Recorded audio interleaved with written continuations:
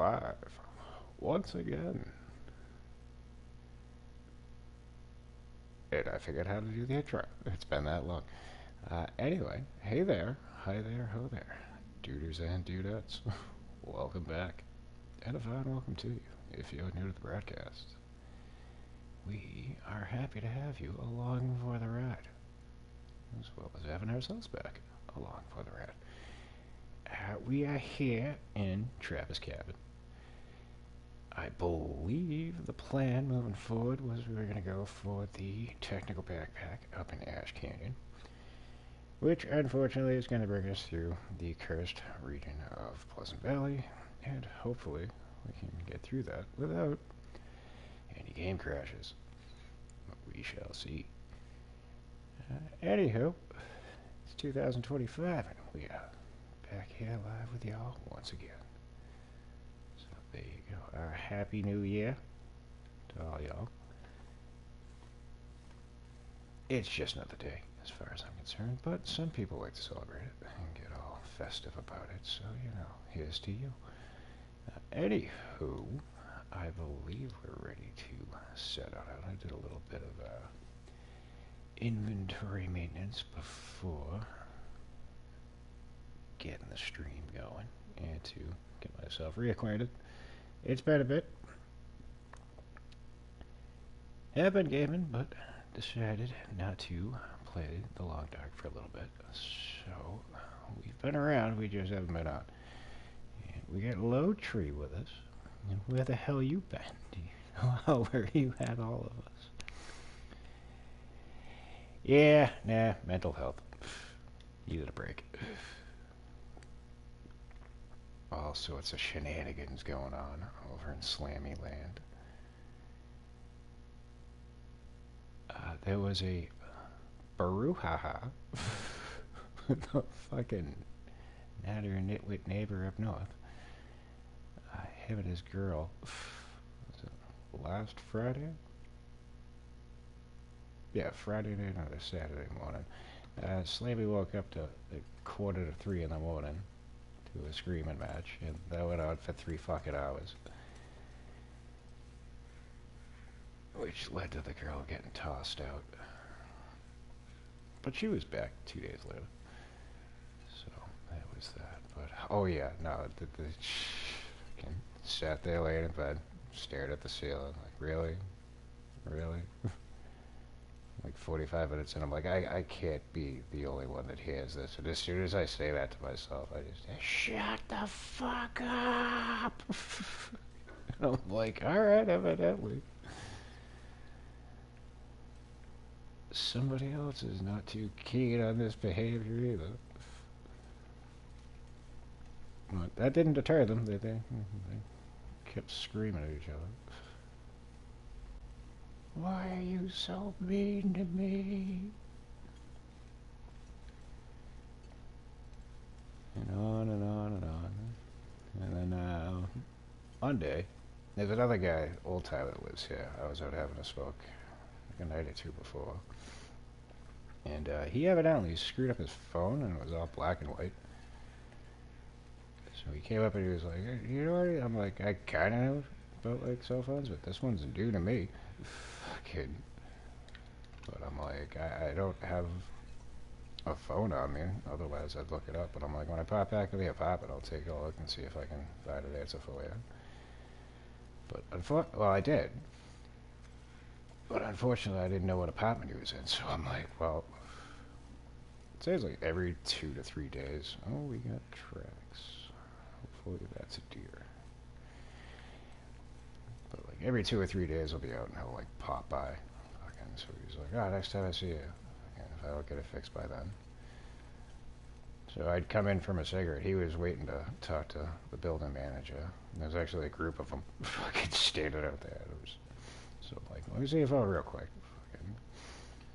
So evidently, if your phone goes into black and white mode, there's a couple of reasons for it. You've either put it into bedtime mode, you've put it into reading mode, or your phone's just fucked up. His was in bedtime mode, so we got that fixed for him. And Roxanne is with us. Happy New Year. Hopefully, yours was uneventful, or eventful, if that's what you were going for. It's actually relatively quiet here. I was kind of shocked. I expected fucking some kind of craziness, but we lucked up. But anyway, so today they get this phone fucking fixed up while he was talking to the building manager, and fucking he came out, he's like, you need to see me? And I was like, well, not really, but I was just wondering, like, did you hear any complaints about screaming over the weekend? He's like, no, why? And I was like, oh, I don't really want to go into it, but he's like, no, seriously, like, what happened? I was just like, yeah, well, evidently. He's like, well, I talked to him, like, fucking. I'm like, no, he's been quiet. Fucking, there hasn't been any issues up until the other night.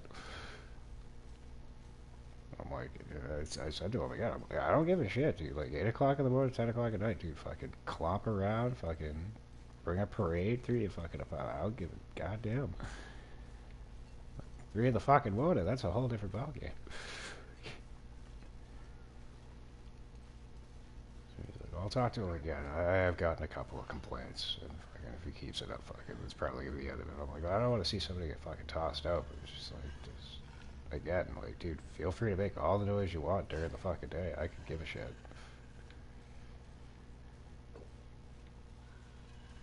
You're chewing on something, and you're trying to chew on me. So let's go to the cabin office. But yeah, I got roped into a game called Fist. I believe it stands for Forged in Shadow Torch. Forged in Shadow Torch. You're basically a bun, and you wear a mech suit, and you just go around and beat the crap out of robots and stuff. It's actually kind of fun. But I didn't feel like it was stream worthy, so I figured I'd just take a break and have some fun with that. Got to the end, I gotta beat the boss. He's kind of a pain in the nuts.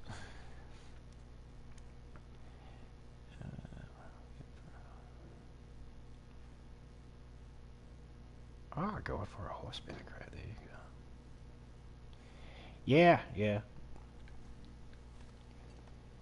It's actually what I said when I was in Raw Phil's chat. Somebody was like, what's everybody playing? I'm like, I'm playing a game called Fist, and it's not what you're thinking.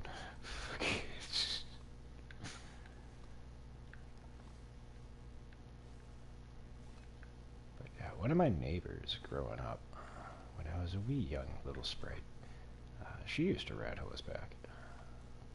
Actually went with her. It was like a barn.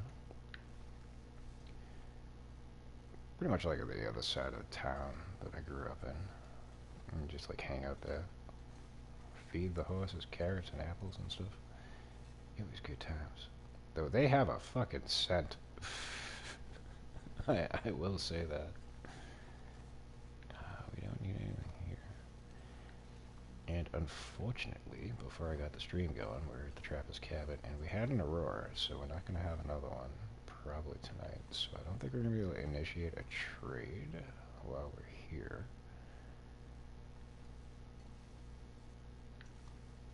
I did kind of want to cook some stuff up, though. Because I was thinking maybe go to Mountain Town, but I'd rather just go get the backpack. You're always welcome to join me in Red Dead Redemption 2. I wish I had a real horse. Oh, that's where you would ride horseback. There you go.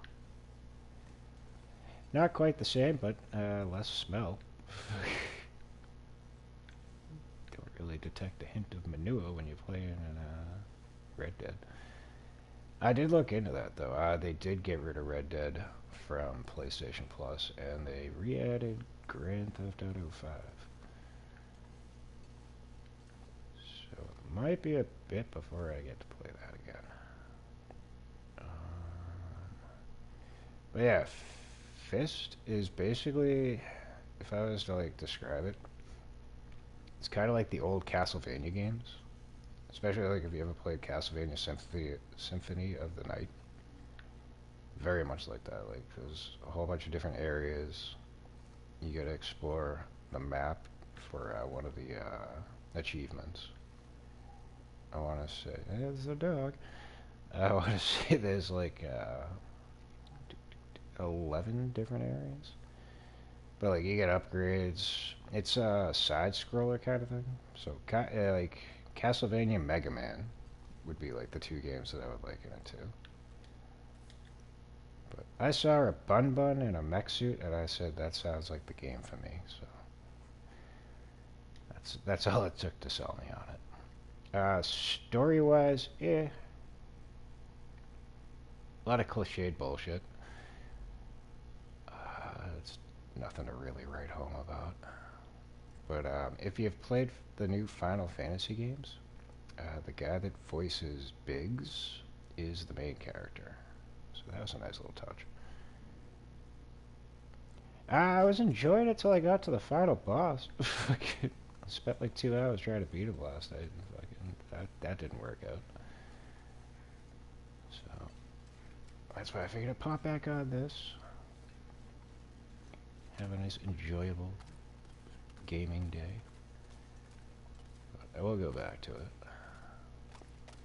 So there's two difficulties, easy and normal. I chose normal, just because I like a challenge, but when I got to the final boss, I was like, fuck me. This does not seem like normal. Because, like most kind of games like that, like, the boss has, like, two armors and then a regular health bar. I can get him down to his final fucking form, and then he just gets impossible.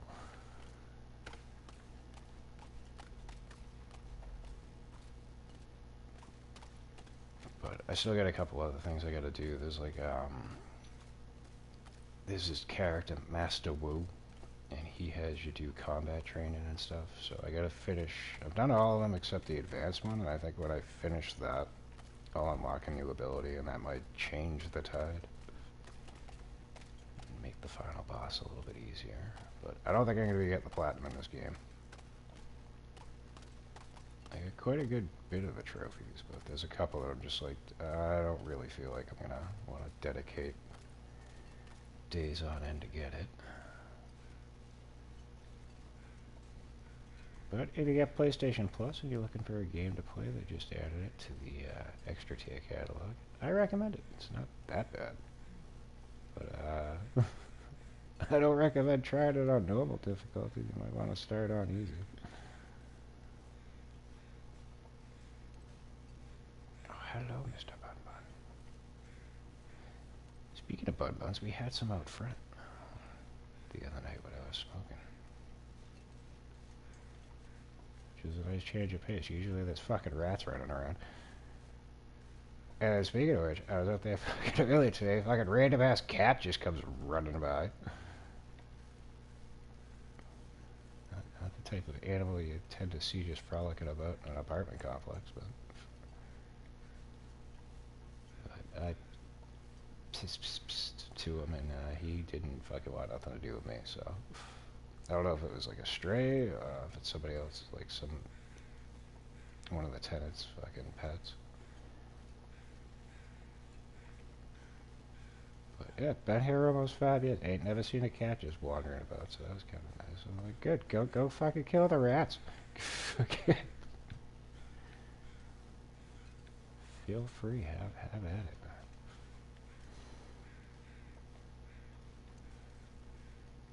Like, we live like kind of near like a marsh area, so like it's not like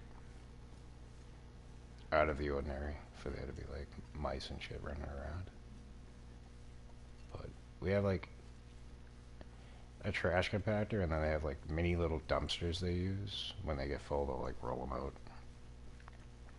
But basically that's just like rolling out a free buffet for them. So good times. I do know, because I've heard like rumblings from other tenants, like they have breached the first floor. Makes me thankful that I'm in a higher elevation. Never seen a rodent up in the apartment, so that's a plus. That day comes, I'm moving the fuck out. Like, I'm good. Yeah, no, I'll bet you I'll beat the boss, but you know, I'll probably go back to it tomorrow or the next day.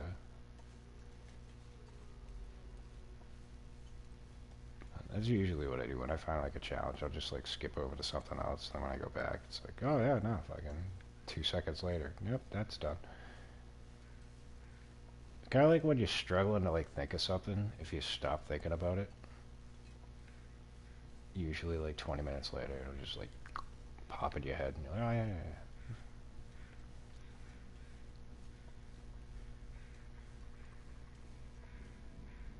Oh, I think I heard Tamikins.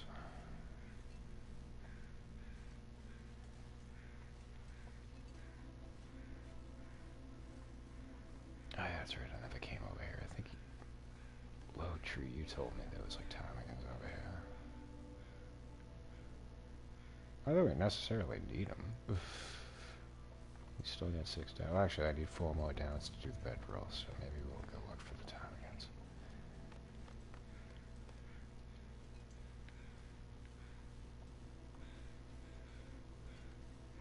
I mean, I don't doubt we're not going to find any in our travels to Ash Canyon, but...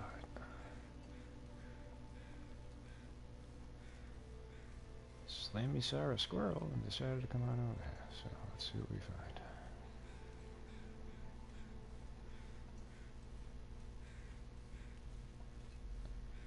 Actually, I probably shouldn't wander about over here way near Cougar Country.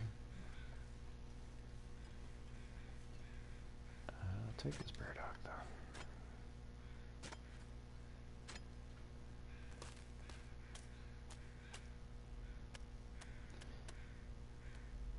We still on the 14th floor, and we still got mice. Ah, Jesus. Doesn't matter what floor you live on, mice don't live in an apartment, they live in the walls. So the floor will have them sooner or later. You're probably right about that. Hey, that is one thing that I like about this place. Most of the walls are brick. We do have Tomikins. Where are you? There you are, you fucker. Don't you move. I said don't move. Oh, bullshit. I will kill you. Yeah, that's one. Hey, look, we leveled up too. Oh, now you're gonna fly away, you bastard. And you're gonna fly away too. Yeah, that sucks. Well, we got what we needed, so life is good. But I have heard like scratching, because like my apartment's right next to the elevator, which again is a brick wall, so I don't really hear the elevator too much. But I have heard scratching, which I just assume was the dude's dog upstairs. Could be nice. I wouldn't be shocked to find out that it was.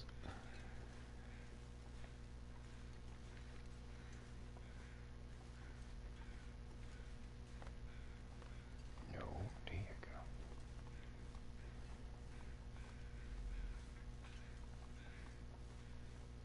I mean, I don't really have like an aversion to like any types of animals. It's just I don't like the ones that can just scurry on up to you, especially if you're not paying attention.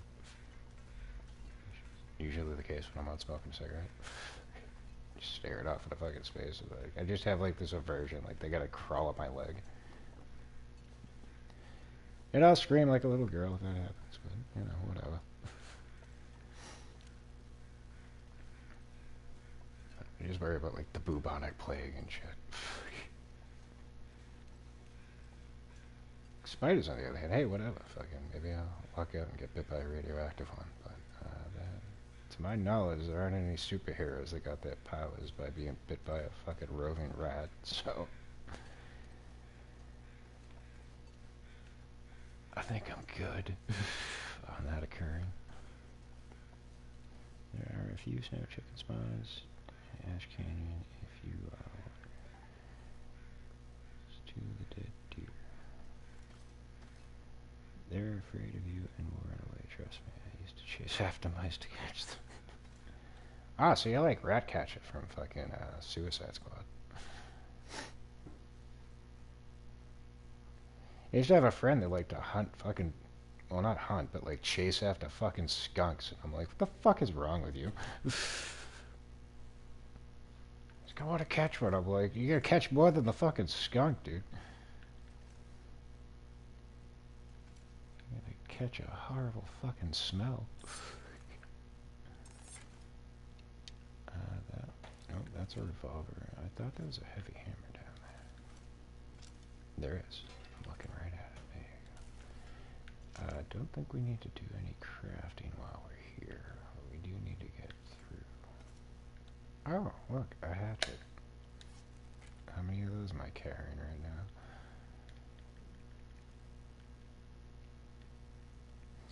Like buns, I'd like to like catch one. Just to fucking chill with it. But there was a time.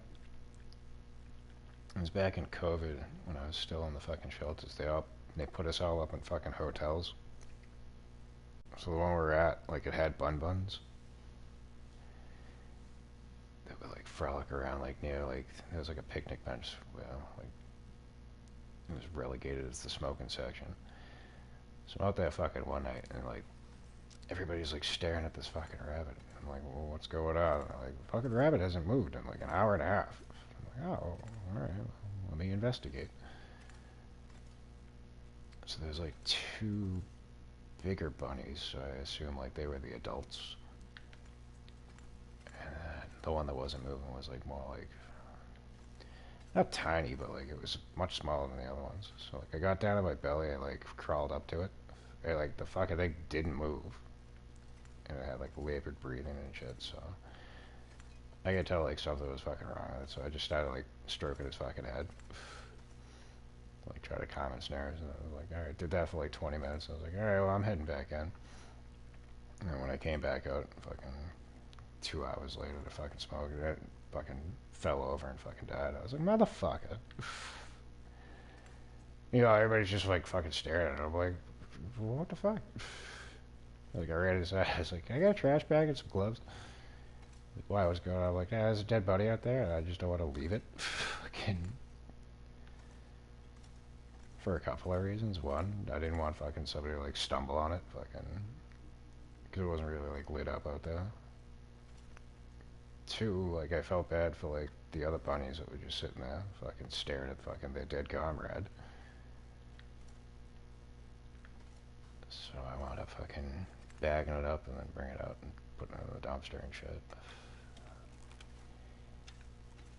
It was a sad day. Here's my question. No, we do have another lantern here. So I didn't want to leave myself without a lantern on this side, but we have two of them, so we're good. We don't have to worry about an aurora, so let's get to the other side.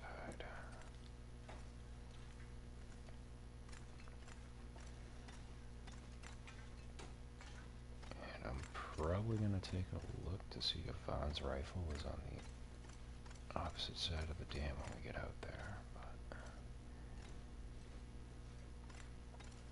but I might actually just leave it there because we don't have the storage space to carry it.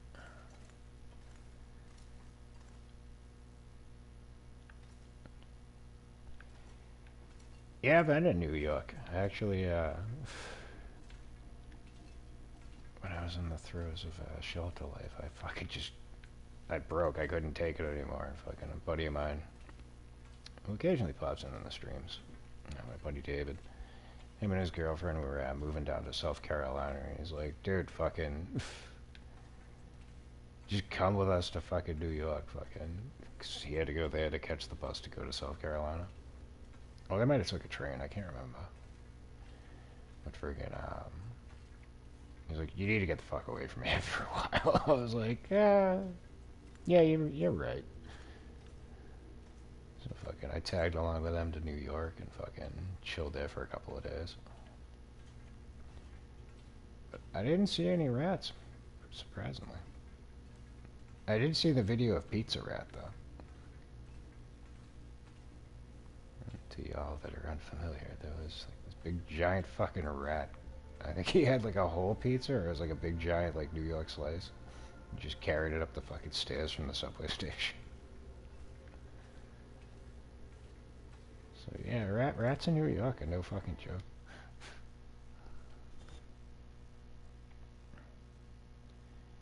I'm carrying a lot of stuff. I think I got like... Before I left Trappist Cabin, I think I was at 92 pounds. Now that we have the Storm Lantern... Yeah, we're at 99 pounds. I also have that ptarmigan. I got to crack into that before we leave. That's good for like 3 fucking pounds.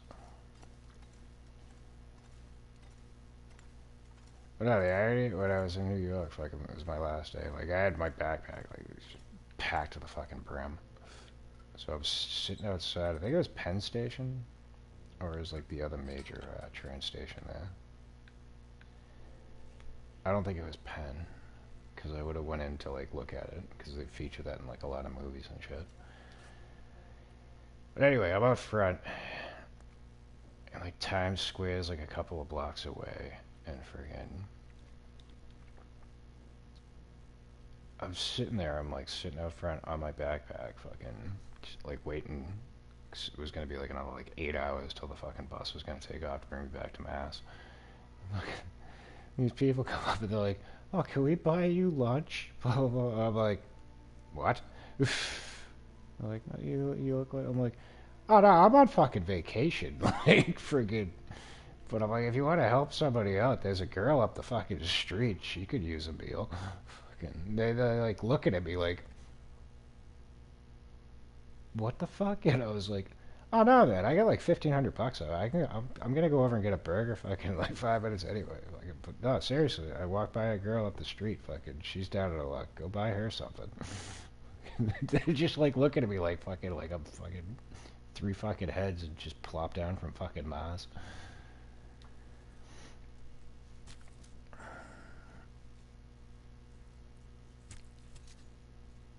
How do you guys feel about the fancy pet rats? Like I said, I don't have a problem with fucking like rats and stuff. It's just like the free range ones. Like, they kind of skeeve me out because they just scurry up to you. But I've had many of friends that had pet rats and stuff. That was cool with them.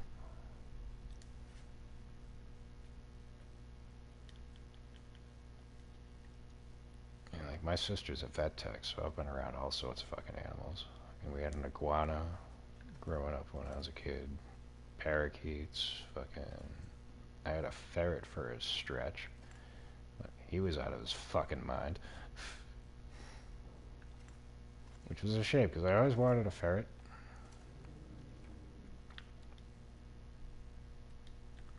And, yeah, it was a client through my sister's fucking work.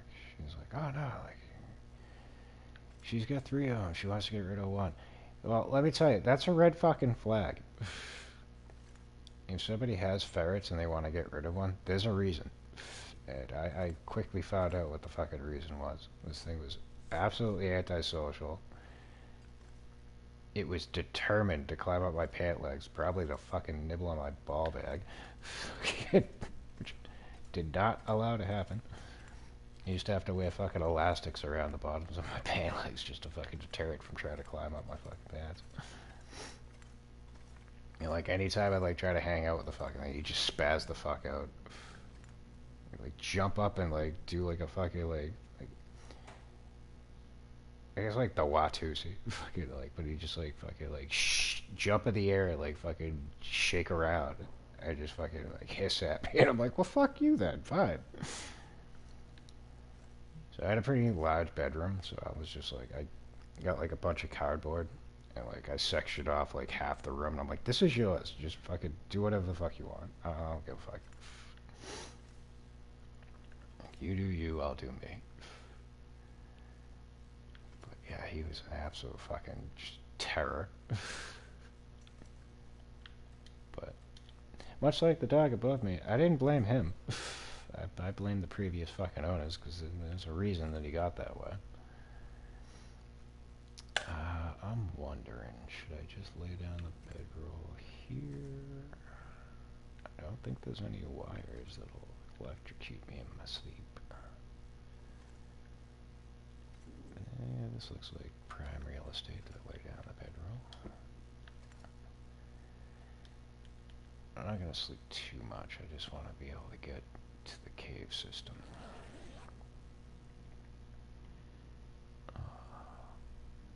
Weasels are fun to have, but a lot of work.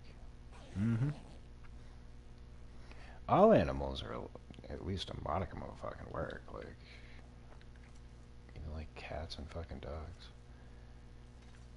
My therapist actually was like, "Hey, you ever think about it?" Like, I mean, like, I love animals. Don't get me wrong, but she's like, "Oh, you ever think about getting a cat?" I'm like, "Yeah, but vet bills and all that kind of stuff. Like, I just kind of the same reason. Like, I wouldn't want to have a kid. Like, I don't feel like I'm in a position where I'd be able to fully be able to take care of it if the needs arise.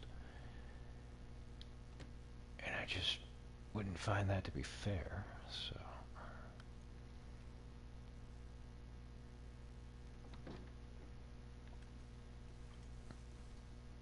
But like animals always seem to like gravitate towards me.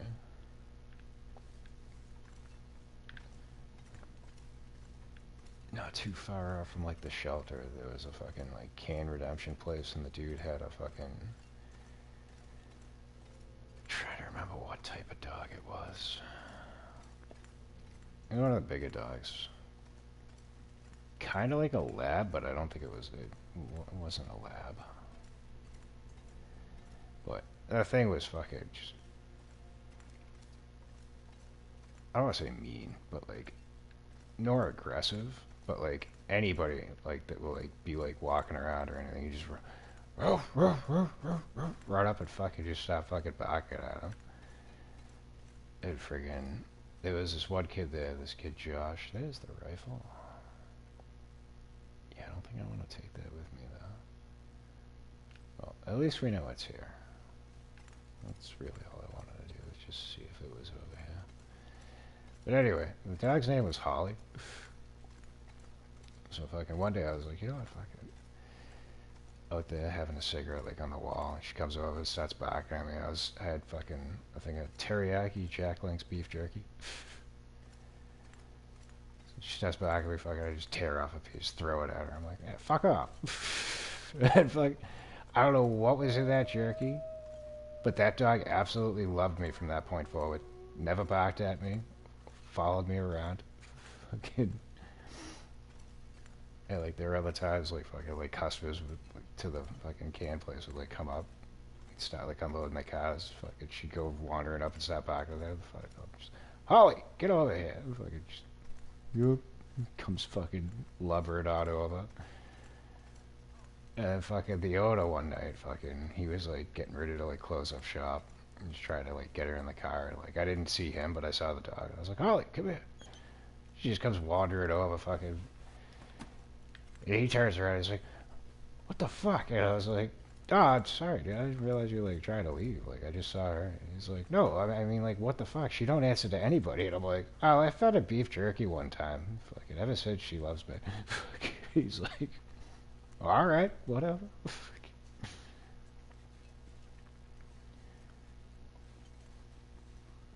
But like, it was just like an off chance that I had fucking food on me that day. Because, like, normally I'm freaking, like, I'd have like coffee. Sometimes I'd get a fucking sleeve of fucking plantains nuts to feed the birds and shit. But for some reason, like I think I stopped and like got jerky. Oh shit! I don't have a gun. That didn't help. Now we're bleeding. But yeah, he was just like amazed, like my fucking dog doesn't even answer to me half the fucking time. And I was like, well, maybe you should feed it some jerky.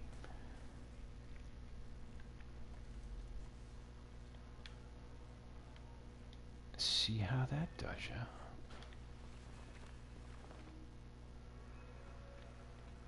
Oh shit, we got an Aurora. This isn't good.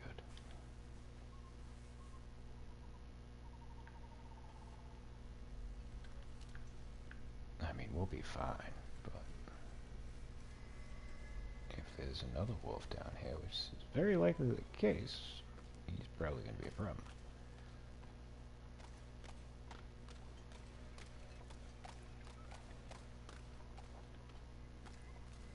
Yep, there's an Aurora wolf. Yeah, you fucking stay right over there. Yeah, that's one of them. And then, buddy Mike. Not my buddy Mike that pops in from time to time on the stream. It was another Mike. I worked with him at one of the convenience stores. He had a dog named Jade. She was... Not like... She was the color of a golden retriever, but she wasn't a golden retriever. It was a very rare breed. I can't remember the type. But, like, out of all of his friends, like, the dog hated everyone. But whenever she saw me, she just, like, overjoyed. Like, fucking would start fucking, like, jumping up and down. If she was in the car, like, she had to get out to fucking, like, run up to me. And, like, I'd show up to the door, they had, like, a curtain over the windows, so she couldn't see out. So, like, when I knock on the door, she fucking stop barking, all fucking angry and shit. And as soon as fucking the door opens, she saw me, fucking complete fucking shift. Like, oh shit, it's him. And they're like, fucking him, his girlfriend, and like the kids are like, she's never like this with anybody else. And I'm like, yeah, I kind of have that effect on animals. I don't know what the fuck it is.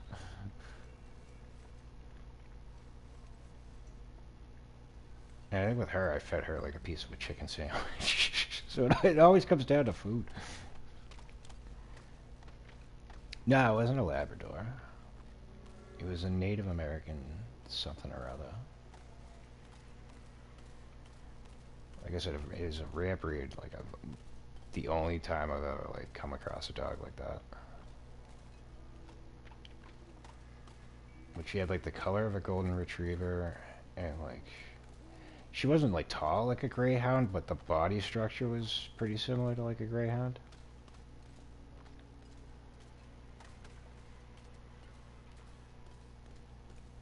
But, yeah, she was a hot shit.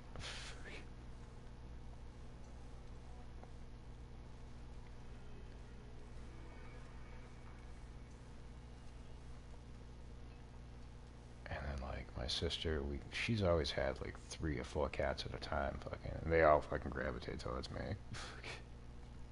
Even taught one of them to fucking play fetch with hair elastics. It was like my youngest niece's cat was supposed to be.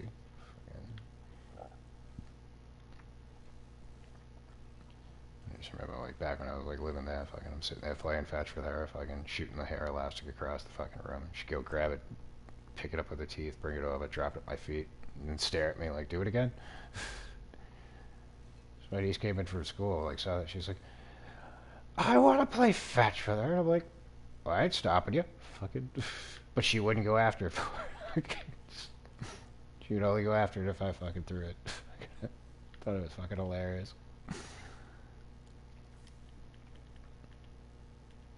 But before I moved down there, I used to come down for the weekends, because, like, I was living, like, halfway across the state. I was working for a masonry company, so, like, when the weekend came, I was like, I just want to get the fuck out of here. And so I'd go hang out down there, down her place with the kids. And they had just gotten the kitten. And friggin', it's not like the plastic cat carriers, but it was, like, kind of like a cloth one.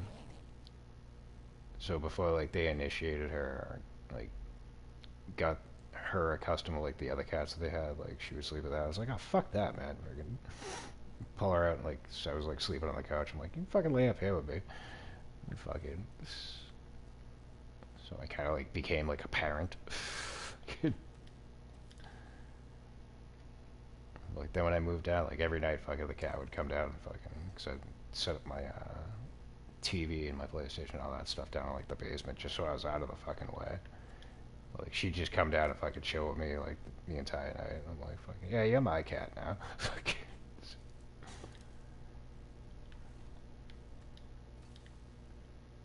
I get you. We need a torch.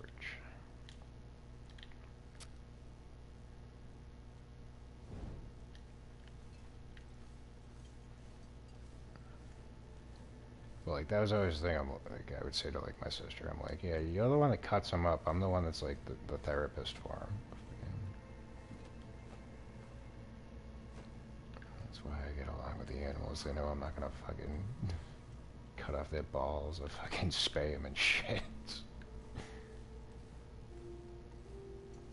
Just throw them treats and give them pets. That's all I'm here for. I know we're high up on the weight. Oh, actually, we do need to cook this ptarmigan, but we should probably grab some coal since we have it available.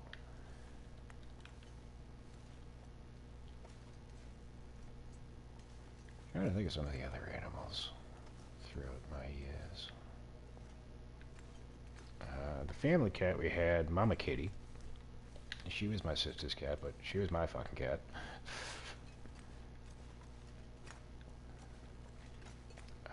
She was just a regular, normal fucking cat when we first got her, but, like, her thing was, like, she would go out and, like, wander around the neighborhood, and she'd always get into fights, but she'd never come back with a fucking scratch on her.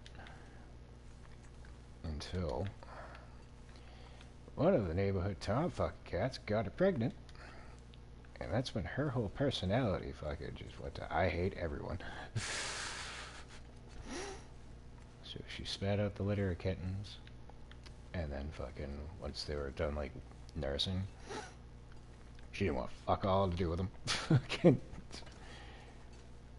And my sister had, like, a bureau, but, like, there was, like, an opening underneath it. So she fucking, like, hid under there and, like, refused to come out for anybody. And I think I was still, like, my early teens. So I'd go off to school and fucking, before I'd leave, I'd go in, get down, kind of like I did with the bunny, get down on my belly and just fucking, like, be outside, like, on the outside of the bureau and shit. And then I'd extend my hand in. But, like, I wouldn't, like, try to force, like, petting her or anything. I'd just put my hand in there and, like, alright, fucking, we're on you time, fucking. But, this whole you living under the fucking bureau shit ain't gonna fucking, that ain't gonna hold. So it took like a week and a half, and like, every day a little bit more progress. She would like start sniffing my hand, and then fucking start nuzzling up against it. So when she started doing that, like, I started to pull my hand like back a little bit more each day, and then eventually, like, finally she came out. And she'd just, like, chill, fucking, lay next to me and shit, fucking. And then she was fucking fine, like, still personality, like, hated everything with a fucking pulse, except for me. And my sister, because, I mean, it was her room, so fucking. But she had that cat for 17 years. And started having, like, kidney problems, and she had to put it fucking down. That was a shitty day. But I remember fucking, she moved to an apartment. We've already been over here. She moved to an apartment, and basically, like, the closet in the bedroom was Mama Kitty's home. Fucking, kind of like the bureau thing. Like, she wouldn't leave the closet for shit, except, like, if my sister was in the room, or, like, I came down, like, she'd come out of the closet and hang on the bed and just, like, chill with us and shit. So, that went on for a while, because there was 3 other cats. There was Diego, Dora, and Mr. Squish. Why do I keep wandering back here? We need to get through this cave. Surprisingly, Mr. Squish she got along with, but that's probably because I got along with him so well. But he was fat orange cat. He didn't have an aggressive bone in his fucking body, so. But the other 2 cats would fuck with her. Especially Dora. She's a raging bitch. No, we want to go this way. Alright. That's why I had it backwards in my mind. I'm so used to coming in from this way. Anywho. So I was down there visiting on a Sunday, and fucking where I was living, shit was going south, and I was just like, I just need to pack up and get out. So it was like, well, you can come down here and bunk on the couch. I'm like, alright. So I'm in the bedroom fucking chilling with fucking Mama Kitty. She was a stoner cat. Fucking had been since fucking the early days. Fucking pack up fucking bull. She'd hear you fucking do it. She'd come running up like get me stoned. Fucking. So we're sitting there fucking chilling. Fucking. I just look at her and I'm like, yo, fucking. You need to remember who the fuck you are. Like fucking. I'm like, you used to go out into the neighborhood, get into fucking tussles with everybody, and never get a fucking scratch. Why are you letting these three motherfuckers run the roost, man? Fucking. Why are you living in a closet? This fucking nonsense. I'm moving down here in a week. If you think I'm coming in the bedroom to fucking hang out with you all the time, fucking, you're sadly mistaken. And fucking so on and so forth. So fucking 3 days later, I'm back at my apartment, fucking where I was living. Fucking, I get a fucking phone call. It's my sister. And I was like, yeah, what's up? She's like, you're never gonna believe it. I was like, oh, let me guess, Mama Kitty's out of the bedroom. She's like, how the fuck did you know? And I was like, oh, I fucking told her. I'm like, I'm moving down here, and if you think I'm gonna be hanging in the fucking bedroom with you, fucking no, this is bullshit. She's like, well, she listened to you because she's out in the kitchen right now. Fucking, I was like, yeah, good for her. Fucking, I'm glad she understood what I was telling her. And then fucking when I did move down there, every fucking night she'd come out of the bedroom and fucking hop on the top of the couch and fucking sleep above me and shit. And like my sister was just like, I don't understand this. Like fucking, I'm like, no, me and her have had a bond since fucking way back when. Like fucking, she's my cat. And fucking, you own her, but you don't fucking own her. But yeah, nah, that cat fucking probably my favorite animal. I mean, I love all animals, but like that one especially. That cat was the shit.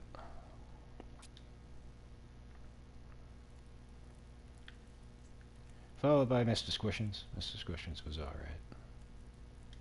I actually took him in for a little bit, but I was living in like a rooming house, and it just wasn't fair to him. I could have let him out, but like we lived on a really busy fucking street, and I'm like, I don't trust this cat not to wander into fucking traffic. Fucking. He wasn't the brightest.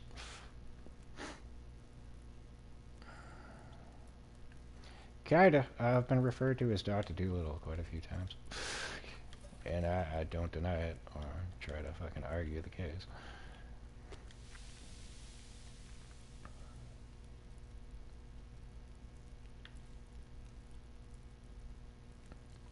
But yeah, Mama Kitty was the shit. I was really sad when she had to get put down.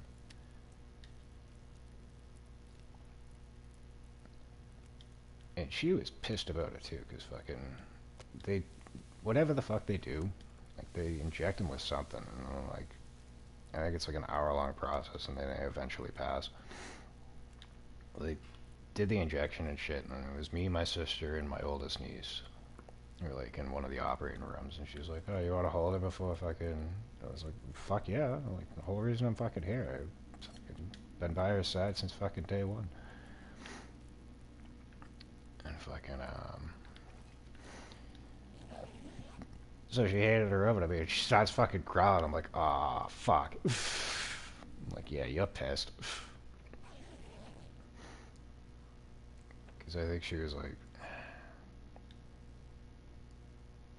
"Oh, did that burn out?" Fucking hell. Yeah, no biggie. But like I said, she's always been a fucking fighter, so I think like in her head it was just like, dude, fuck it, I can keep going, I can keep going. It's like, nah, man, fucking, like, it's your time. Yeah, like I don't cry for shit, but when I went back out to my car, fucking, I bawled like a fucking baby.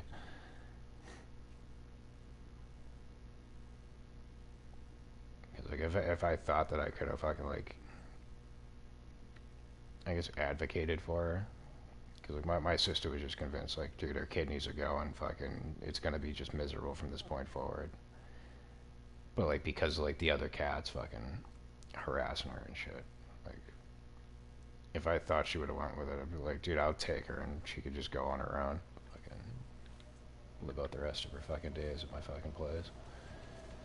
But I didn't think she would go for it, so I didn't try to fight it.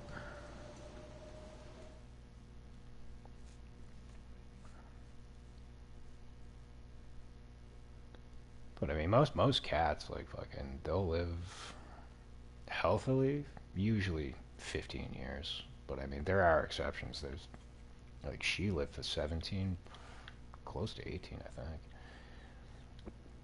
Like, I've heard stories of, like, other cats that, like, live for, like, 20, 25 years. So. But them last fucking 5 probably ain't fun. Like, fucking fur's all falling out and shit. You get, like, the shakes. It's like, that's where I kind of understand, like, yeah, maybe it's in the best interest just to put them down. But, you know, everybody's got their own way of going about things, you know. I mean, if it was me, if it was, she was my cat, fuck it, I would have probably held on for as long as I could.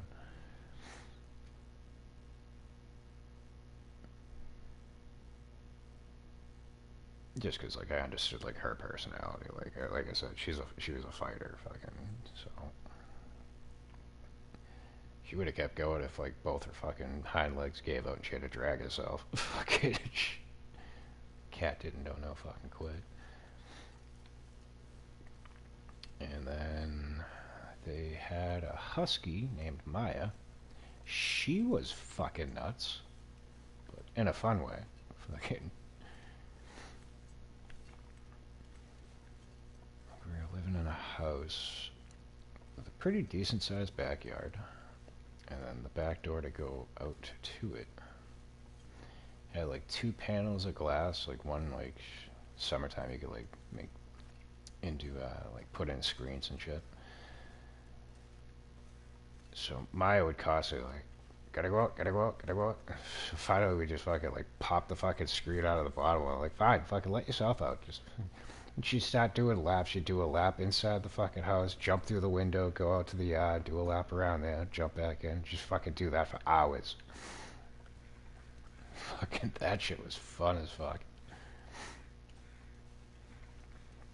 And like we had like an 8-foot high fucking fence between us and the neighbors. Fucking she would like run, jump up to be able to like look over to mock the dog next door and fucking do it on a lap.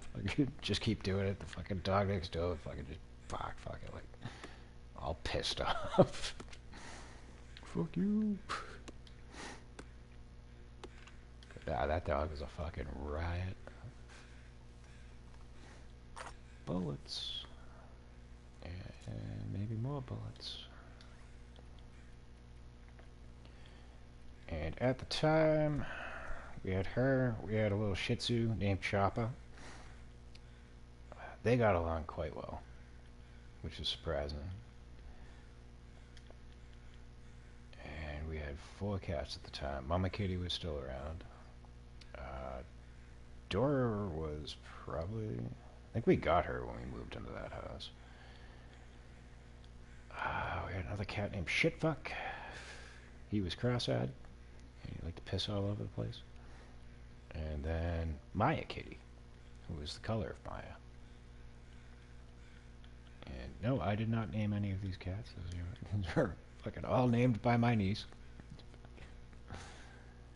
Except for Mama Kitty. The gun. That's what I was looking for. Then they wound up moving across the state, and Chopper unfortunately wound up getting run over.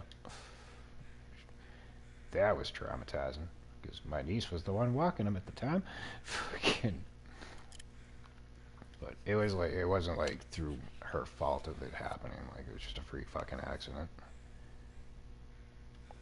Chopper ran out from like behind a car, and fucking there was a car going down the street. Fucking. But the reason I bring that up is fucking they got a replacement Shih Tzu by the name of Tater, and yeah, Maya was not happy about that. At least this is my speculation. Because like a week after getting them, fucking, I think they were just fucking like horsing around. But like Maya came down with her paws and wound up taking out one of his fucking eyes. And yeah. But like the way that I speculate is like fucking she was probably just pissed because it's like this ain't Chopper. I don't want no replacement fucking dog. Fucking because they looked exactly the same.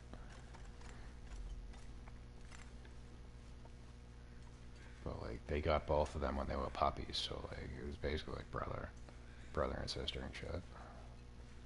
So then fucking and of course she's not gonna understand like, well, you know, fucking car go boom, dog go by. Fucking. But I think that's kind of like what happened. Fucking. But because she took out the dog's eye, they were like, yeah, we gotta get rid of Meyer. And I'm like, fucking. The story they told fucking by these, oh yeah, no, we sent her off to a barn, and it's like fucking like at first like I believed it too, and I was like, wait, there's no barn, is there? And they're like, no, fucking, but we're not gonna tell her we put it. I'm like, well, what the fuck? Why would you put that? Like, you should have sent her to a barn. It's not like the dog was fucking vicious.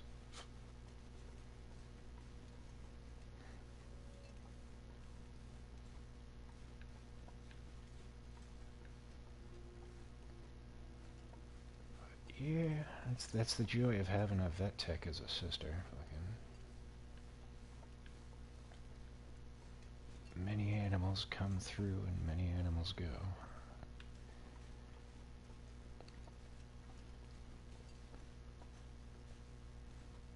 I'm just trying to think if there's any others. There's been so fucking many over the years. We had a dog named Nico. He was half lab, half Rottweiler. He was a cool shit, but he wanted to become my dad's dog. There's another one of my sisters fucking, oh, we gotta adopt him. Oh, I'll take care of him, yep. And then, nope, it's dad's dog.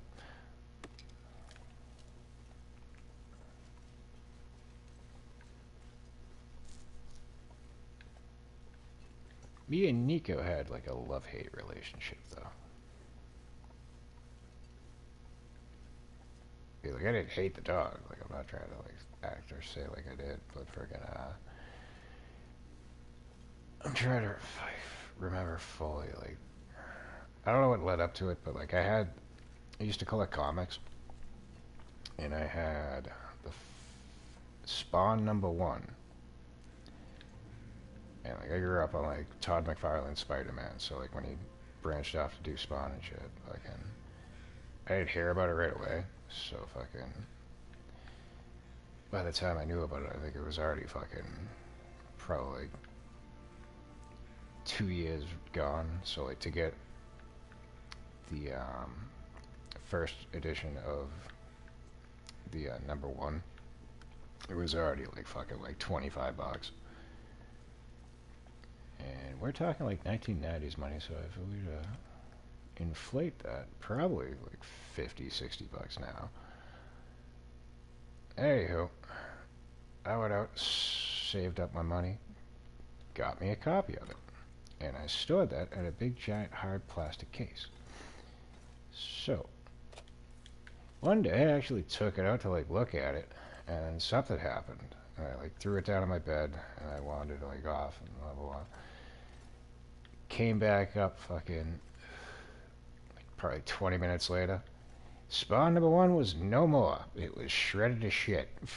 Nico did it, and it was a personal attack.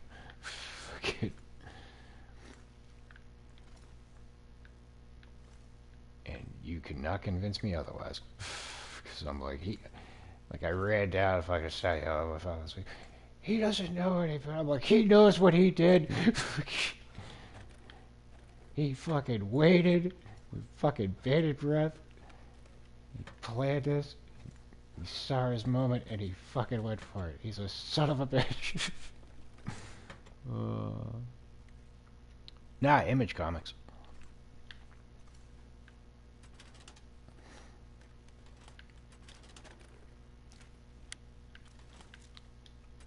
Yeah, Spawn, Savage Dragon, and I think Wildcats were like the first three, like big three of Image Comics, because it was Todd McFarlane,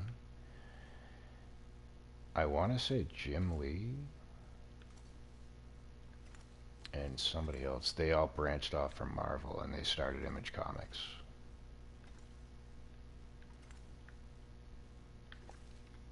Basically, it's like a fuck you to Marvel because they didn't like the way they were treating them.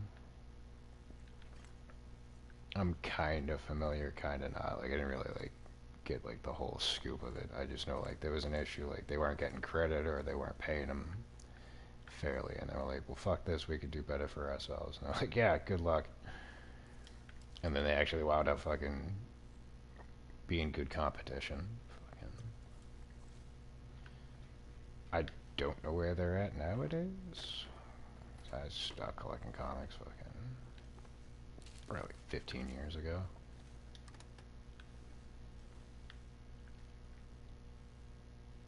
But I know they did pretty good for themselves for a while.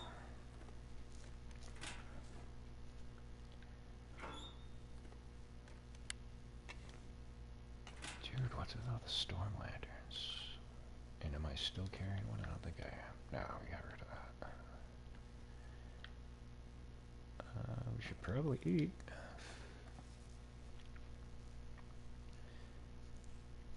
Ah, Spider-Man by far.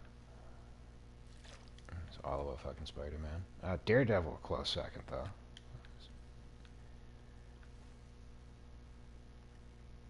And then... what else was... Batman, certainly. The Max. I like the Max a lot. Because the guy that did... oh, weird. The guy that did... not earlier runs, but... I mean, nowadays, I guess you could say earlier runs of Wolverine. Sam Keith, I think it was. He had a very unique style of drawing. And yeah, he was another one that jumped ship to go to Image Comics, because that's where the Max... that was the company that produced the Max comics.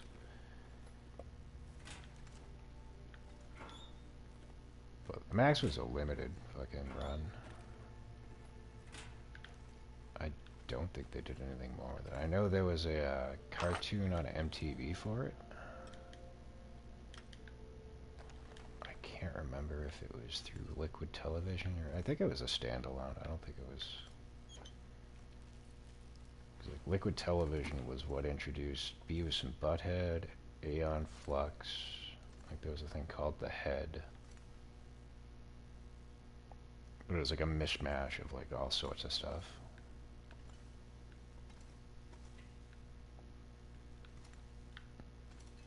Those were the fucking days. I think we got everything out of here. We need the battery for the box. I need wires too. Fuses, wires, scrap metal.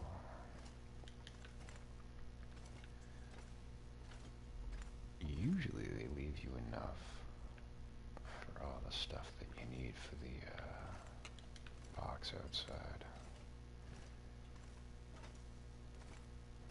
There might be stuff under this cardboard box. I'll come back in. Let me get rid of this battery.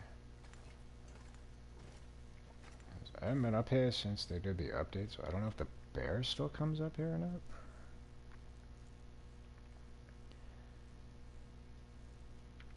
Yeah, the Wolverine game is not a remake. I think it's... there might be differences, but it was a game they released back on PS3, I think. Maybe even PS2, I can't remember. I never got a chance to play it. But yeah, it's basically a remake. Or a remaster of that one. But I get a feeling they're gonna fucking tone it down.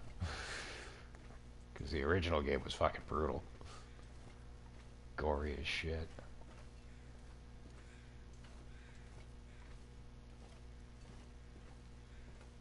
And then another game that I would love to play, but I don't think you can still get it.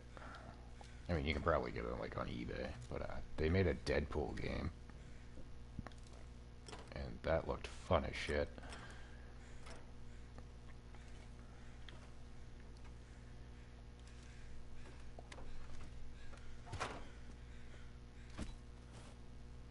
And that game definitely took some liberties of things that probably would not fly nowadays. We need more of that, and what was the other thing we need? We got the fuses, we got the battery, the wires, where are the wires? Alright, we need one more wire, and like one or two more scrap metal. Scrap metal is going to be tough, because we don't have a hacksaw. Oh yeah, no, Deadpool Wolverine was good shit. I actually watched it on YouTube. Fucking, I doubt it's still up and available, but somebody threw it up on YouTube fucking a couple weeks ago. It just randomly came up on my feed. I was like, yep, no, we're watching this. And stack of papers. Nope.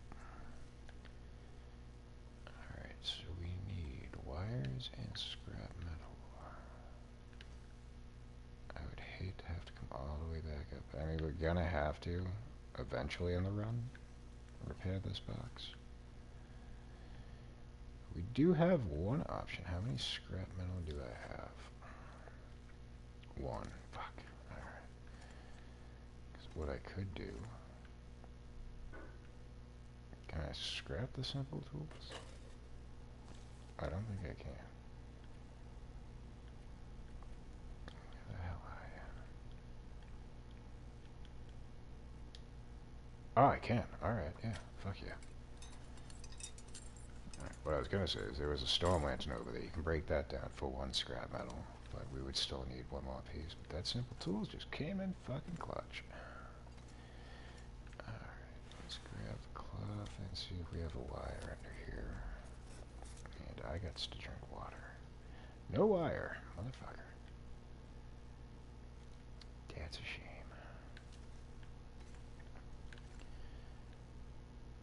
I would like to think that they would put all the wires up here. I went through all this.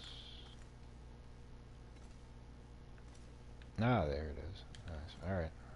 So I think we got everything we need. Let's go finish this up.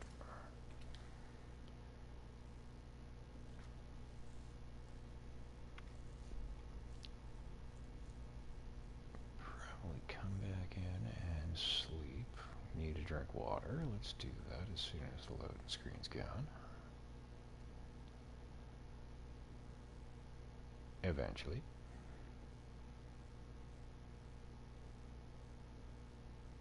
I know it's not going to crash because the loading screen wouldn't pop up. It would immediately crash when I try to leave. So I think we're good there. There you go. But this is the region. Oh, we did drink. Okay. This is the region where the game's going to crash. At least one of them.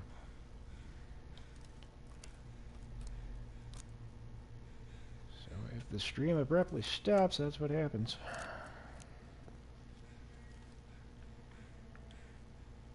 I 5 scrap metal? What the fuck? I thought it was 3. You piece of shit.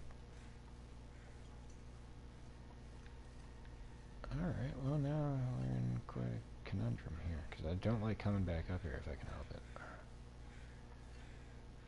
So here's what we could do. Maybe the storm lantern would be worth 2 scrap metal. I think it's only worth 1. If it is, I'm going to break down the cooking pot.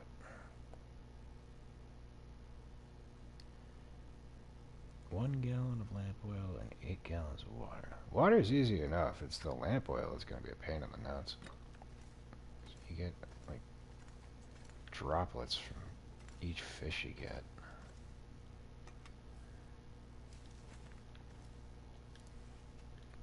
water, you can just blast out fucking... Oh, alright, we only need one. Okay. If I could contribute the .04 gallons I have, I would. Unfortunately. Oh, god damn it, why did you drop it? I would harvest that. Son of a bitch. Let's do the right button. There you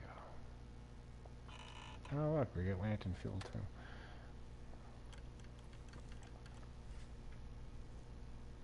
I don't have a hacksaw. You can't cut the chairs without the hacksaw. That's the reason that I did the storm lantern. I don't mind breaking down the storm lantern though.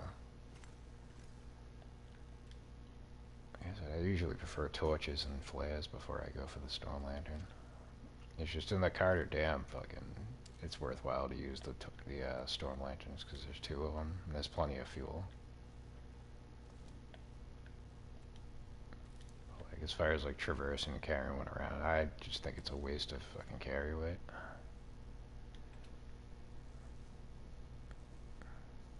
Well, the pot I was gonna break down because I'm going down to the farmhouse, and that's usually good for 1 or 2 cooking pots. Like I would have broke it down knowing that I'd replace it within the next day. Because if not at the farmhouse, then there would be one at the rec center. And if not there, one of the cabins surrounding the rec center.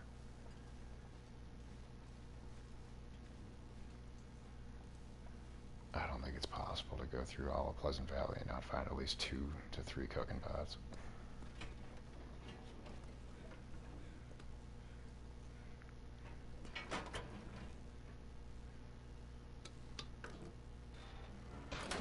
I mean, if I didn't mind making the trek back up here, I wouldn't have even bothered breaking any of the other stuff down. I would have just went down to the farmhouse, because they usually set you up with the fixings to make crampons, especially if you spawn in there.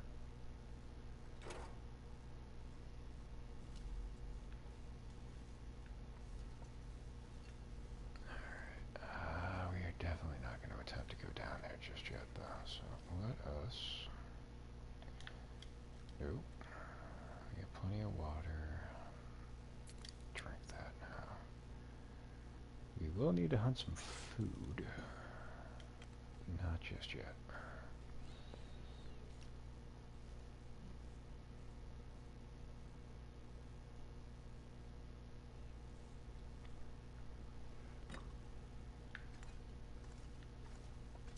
Oh, we got another Aurora, and let me guess, there isn't a fucking radio up here. God damn it. Oh, wait, no. Is there one in here? You'd think there'd be a radio up here. Let me guess, it's either at the rec center or the convenience store. That sucks. But this is Signal Hill radio tower. You'd think there'd be a radio to talk to the trader.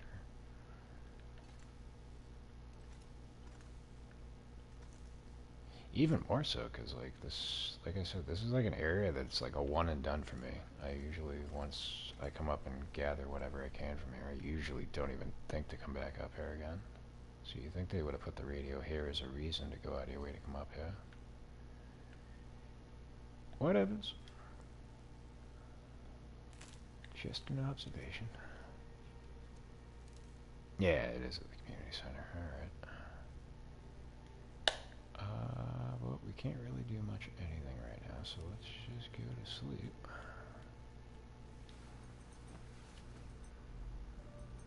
The beautiful organic nightlight.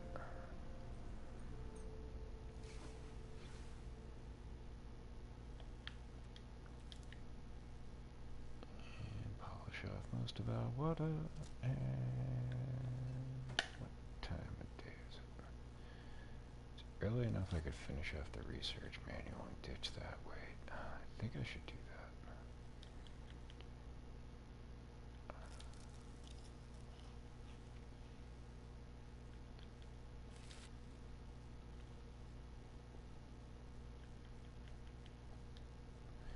that's gonna tank our water. Oh, hell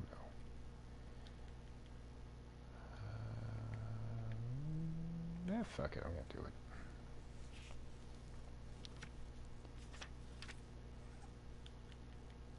And we say bye-bye to you, bye-bye to you. Anything else we don't need in here? Nope.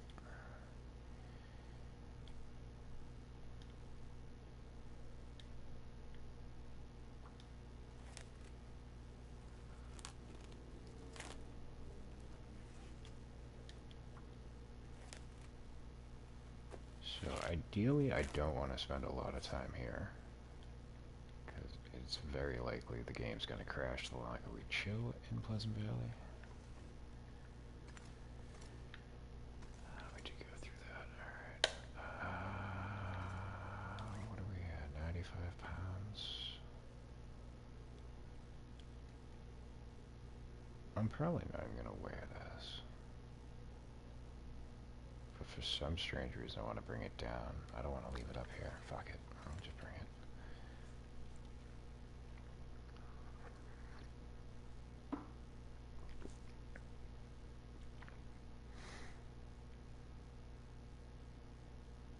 I like the military coat. It's probably not even close to being like the better. I don't like the Expedition Parker as far as manufactured clothing goes. Is probably the best jacket. But usually once I have the moose hide cloak, I only wear that in the jacket slots. Oh, come on! What the fuck? Why are you gonna do me like that? I like the look of the military jacket, and it's not horrible, but it weighs a lot. You lose 5% of your stamina gauge. But I think the temperature on it's not too bad when it's fully conditioned. I guess we can sleep for a little bit longer. Or I could make water. I don't know. There's many things we could do. What exactly we should do is the question. I know I need water, but I'm kind of holding off because if I can get to the house, there's 2 toilets, so I don't have to start a fire.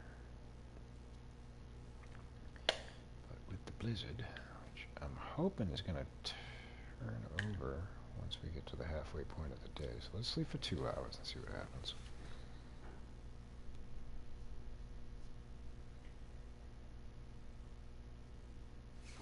There's a distinct possibility that the weather will shift. If it doesn't, then I'm going to come back in, grab that book, and start a fire in the fire barrel and make some water. But if it cleared up, we're just going to get the heck on out of here.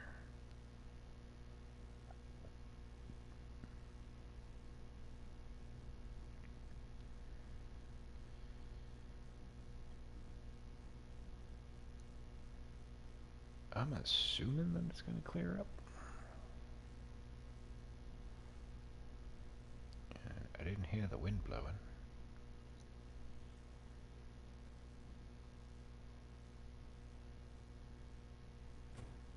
Hey, look at that.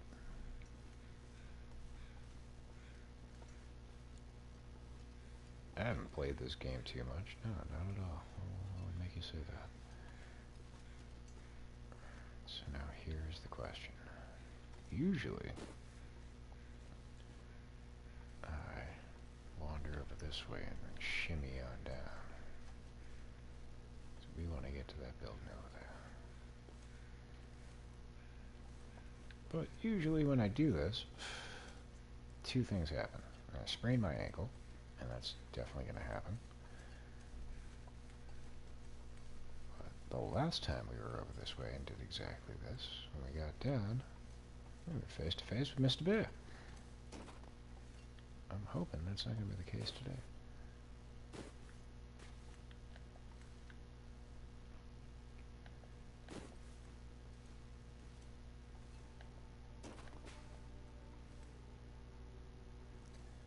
Come on, Mackenzie, don't sprain your ankle.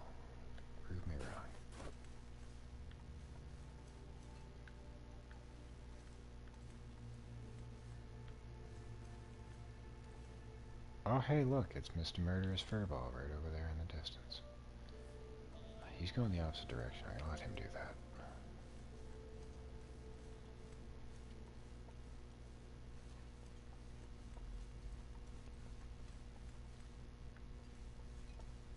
Though I kinda wanna check out your cave since you aren't in it.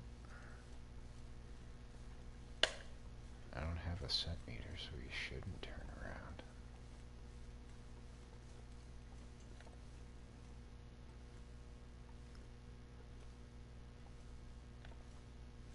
This is probably fruitless. There's likely not going to be any items in here.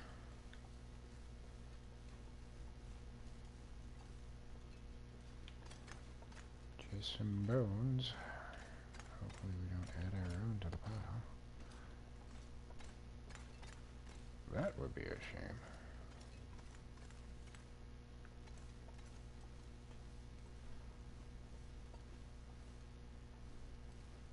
Good, he didn't turn around.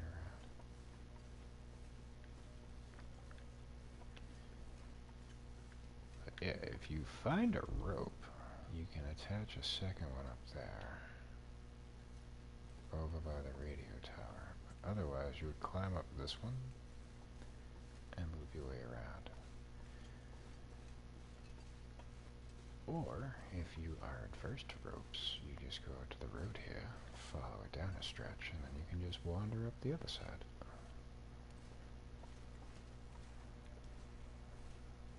It's usually the means of passage I try to take.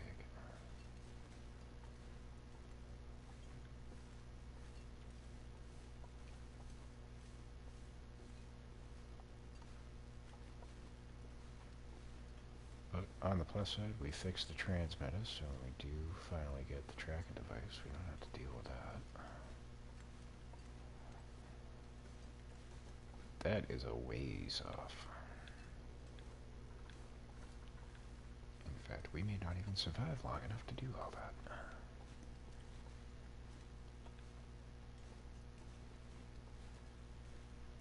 I hope that we do. Don't get me wrong.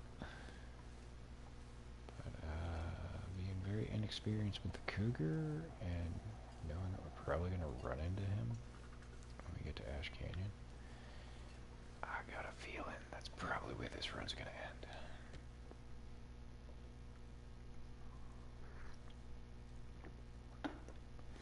Hopefully not, though. Hopefully not.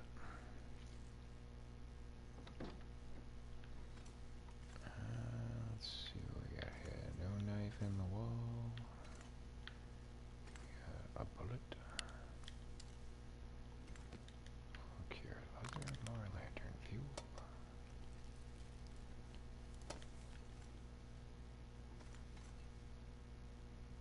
They like to sneak items in, so be fucking wary.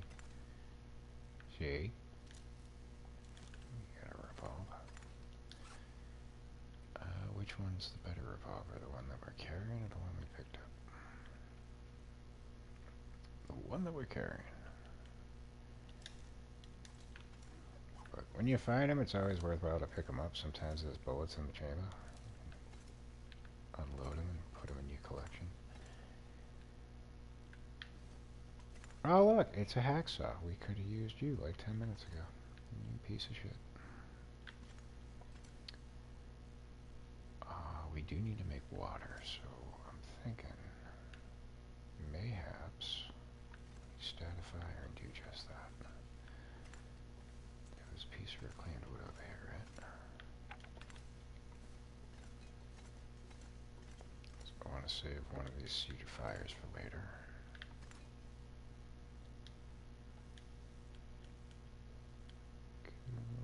80%, we should be fine.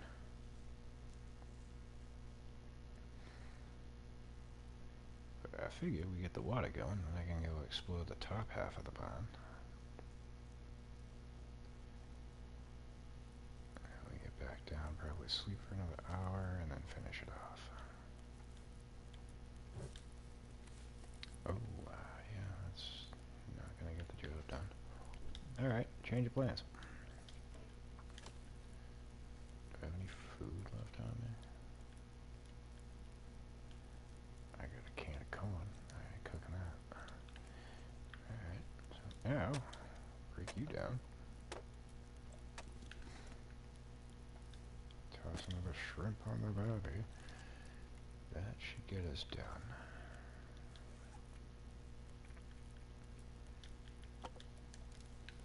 And now we go explore the top half. If y'all that are uninitiated, you can go up here. You just climb up this plank. And there are a couple of notable items you may find up here. Very rarely, but sometimes, you will find a fully crafted rabbit skin hat.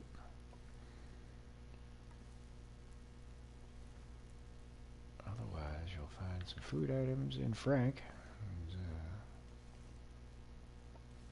the proprietor of this barn. Sometimes he has an emergency stim, sometimes it's just food.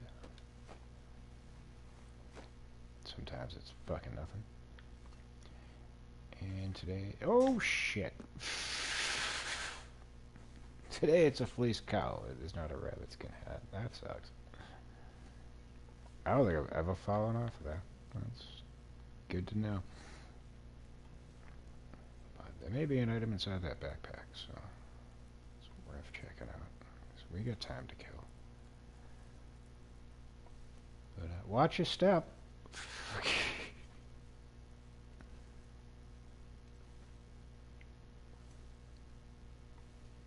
Like, I know you could... Actually, no, I don't think you can fall off here because of the plank. If you were to break the plank down, then you could go down that way. How the hell did I fall down? Oh, shit, okay. The floor's glitched. That's fucking new. Alright, and yeah, my tablet's volume is up. I just heard myself speaking. Maybe the third time will be the charm, but this is new. So, Hinterland, if you're watching, you can get more to unfucking your game. Mayhaps they unfucked the game crashing in Pleasant Valley, because we haven't had that happen yet. So, here's what I gotta suggest you do. Stay on the planks.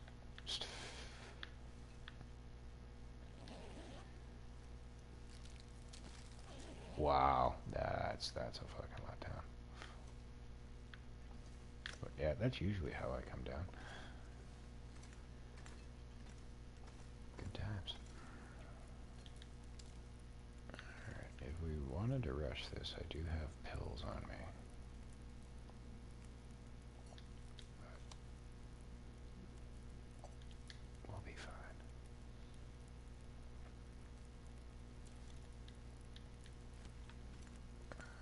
Alrighty, we do not need to hang around here waiting for that to go out. But yeah, as far as the revolver goes, sometimes you'll find it where we found it right over here. Sometimes it'll be over in these areas. But they will blend it in to the hay, so just keep your eyes peeled. But more times than not, there will be a revolver in here. And oftentimes, there'll be a hunting knife lodged in the wall right there.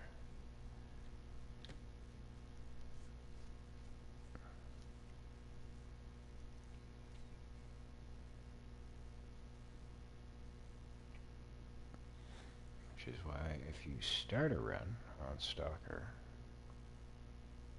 Pleasant Valley's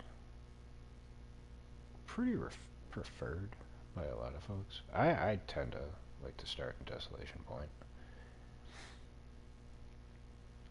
Just for the simple fact that you have early access to the forge, you've got a fully crafted bow up in Katie's secluded corner, and if you're lucky, you can tag a moose before you even leave the region.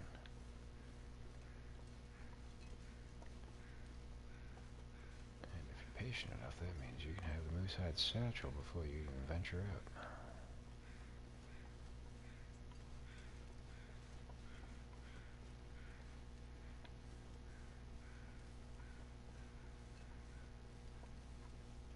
The only thing that you won't get out of Desolation Point is a hunting rifle, but there's, not always, but for the most part, there's usually 1 to 2 revolvers and a good amount of ammunition to start off with.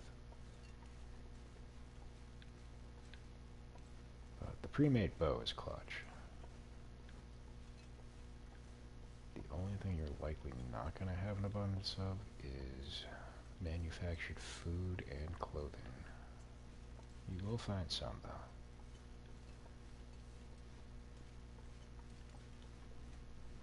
But for that, you venture out of Desolation Point to Coastal Highway, and then you're pretty well off for the rest of your run.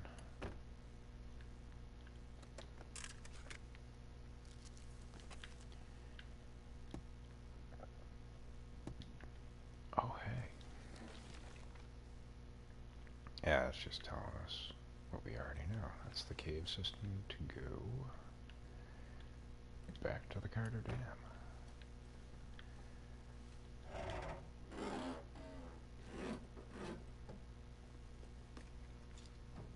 Wonderful.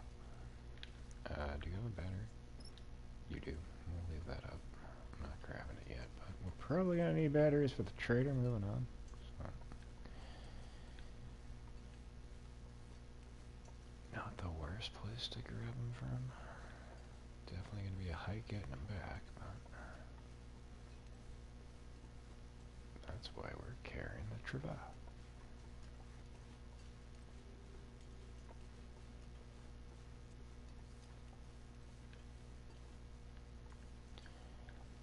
Son of a bitch. I'm trying to remember, there was one, they probably fixed it, but there was one of these like little barn houses where you could glitch up to this section.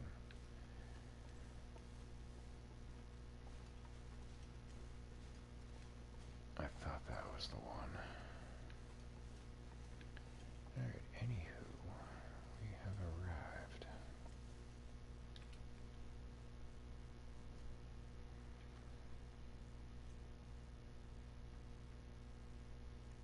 As I was stating up on Signal Hill, if you spawn in here, you're likely going to find 4 pieces of scrap metal throughout the house, as well as cured leather or the biker gloves, I guess they call them, that you can scrap into cured leather. And then you got the workbench here where you can make your improvised crampons.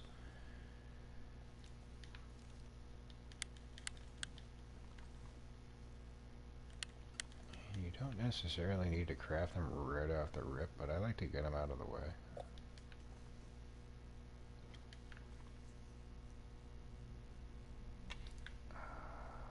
We already have them though, so I don't need to craft another one.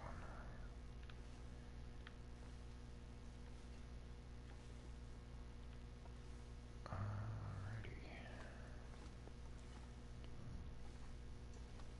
I'll come back down here and explore a little bit later.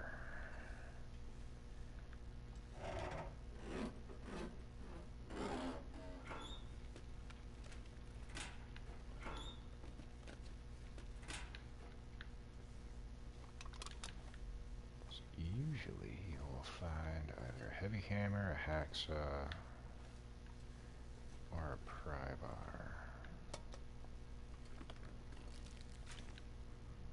I can bring that upstairs. Potatoes.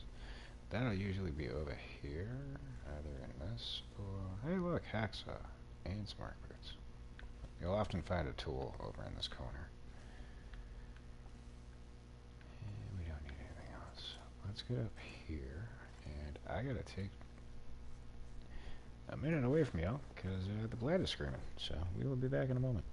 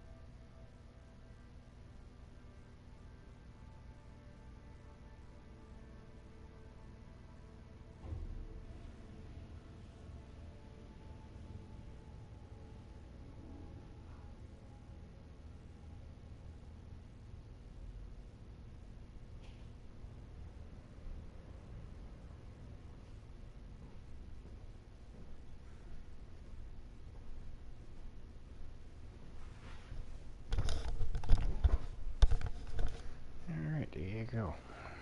No more distraction.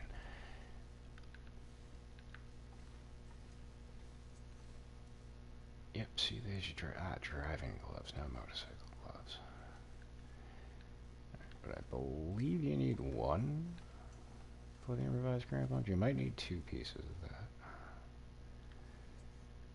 Oftentimes you'll find another piece of scrap metal right here on the ground. There isn't one today.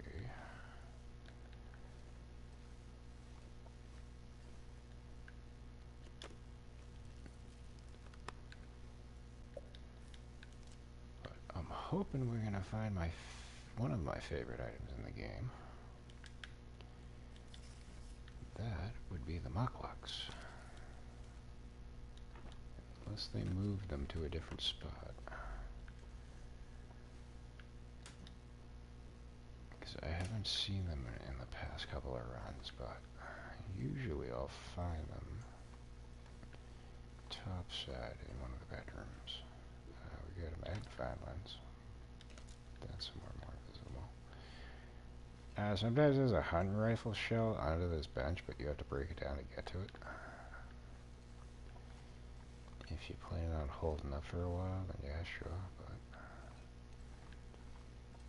usually I don't go out of my way to break down the bench just for that one bullet.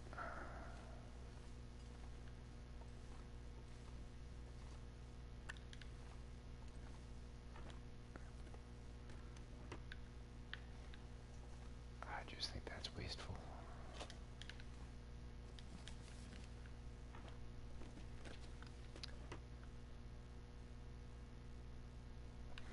Yeah, the mucklucks are the shit. I love the mucklucks. I personally wouldn't wear them in, like, reality, but in the game, they are my favorite piece of footwear.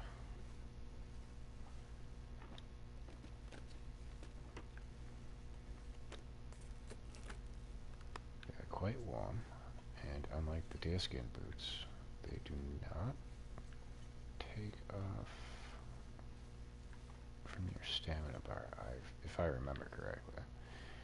But they would be right here and they are not, so that sucks. Again, I haven't found them over there in a while, but at least 3 of my runs in the past I've found them over there. But that was many updates ago. They may have moved them somewhere else. Another item that you may find in this room. Cabin fever? No, didn't want to find that. But you may find a revolver on the ground right over here. Do keep your eyes peeled. One plaid shirt. You can keep it. Alright, so we are going to have to go spend some time outdoors. Not just yet. The alert just popped up on cabin fever.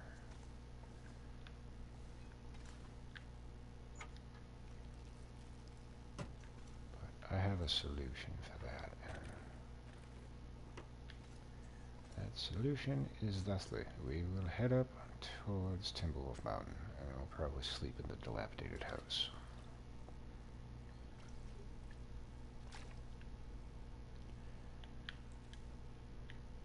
We got plenty of water for our excursion.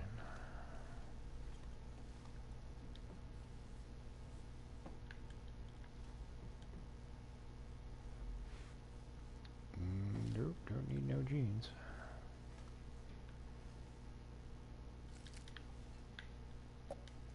I mean, if you're early on in your run and you're struggling, yeah, jeans are alright, but for the most part, they're like a beginning of the game item.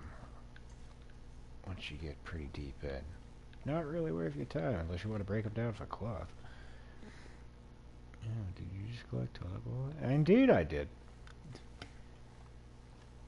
Oh shit, oh, we need to eat.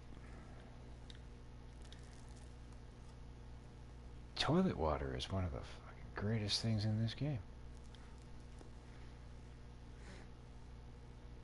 Unlike, like, Fallout, where it'll give you rats, there's no, ill-fated benefits, or the opposite of benefits to drinking toilet water in this game. What there is a problem with is having 115 pounds of weight in your fucking backpack. We're gonna have to deal with that right now. Most certainly. Sometimes they'll sneak items in the small little crevices here. Case in point, there's, I believe, a soda to the right.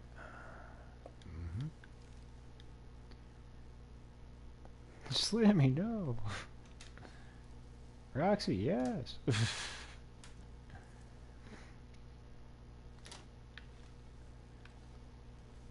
Toilet water is one of the best things in this game, because you don't have to light a fire to get it. Like, waste 2 hours while your snow turns into drinkable water. Ah, there already was cooking food. Bad sex. But hey, look, cooking pot. Like I said, I knew there was going to be one here. Alright, so what I'd like to do is put all my cooking implements right up here. You can get the fuck out of the way. Much like I did in the Coastal Highway garage. I tend not to want to carry these things, they're quite heavy. Especially when you're carrying all of them. We're going to leave 2 coffees here. Not that they really add up. We don't need 15 coffees on us. Especially since we're probably going to come across a whole bunch more when we go through the containers in Timberwolf Mountain.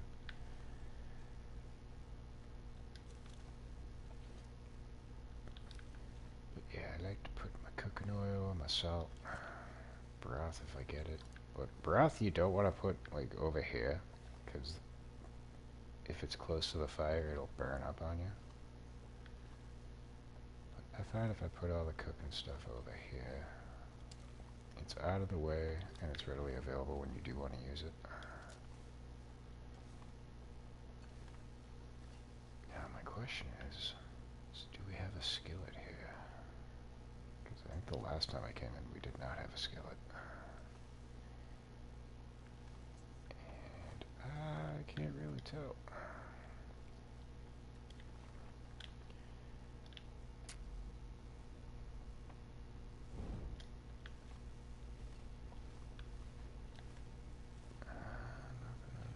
I think sometimes I'll throw it on this shelf here. I've found it above the stove before.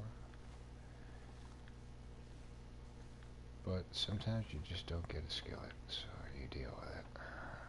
But we did get a cooking pot. I'm going to throw that on the stove.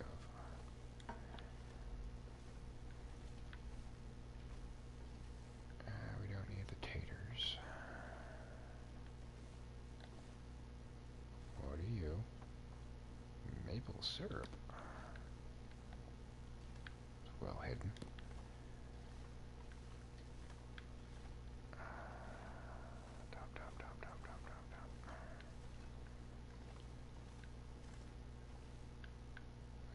And we got some crusty socks, a sewing kit, maybe something good in here. Nope. Not a damn thing. Alright, I think we're gonna be without skillet. That kinda sucks.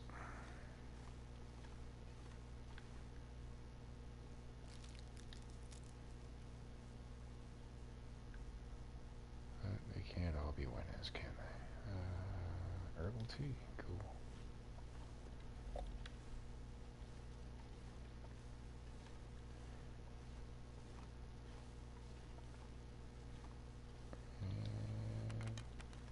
Oh, that sucks.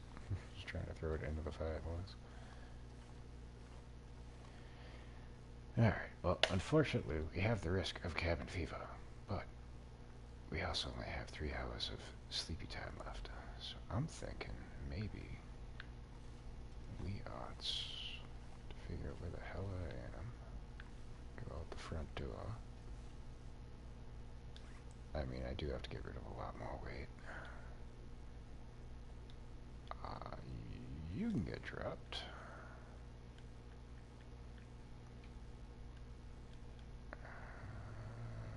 I'm gonna ditch 2 of those. We need the lantern fuel because I'm going to need to make more torches. The pry bar I'm going to bring because there'll be lockers up by the exchange to go to Timberwolf Mountain. We don't need all this lantern fuel though, so that I can go ditch another one of those. We are gonna have to make another bow, and soon. I mean, we'll get by for right now. I think I can hold off until we get to Timberwolf Mountain. We have a cured maple sapling. I need guts, though. Fuck. Oh, alright, we don't need those on us. Those I should break down into arrow shafts. Do we have arrow shafts? I don't think we do. Alright, so I'm probably going to want to make more of those. No! God damn it. Get rid of that.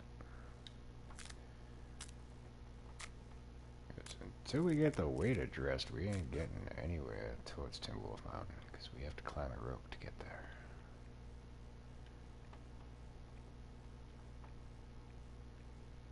That is a shame.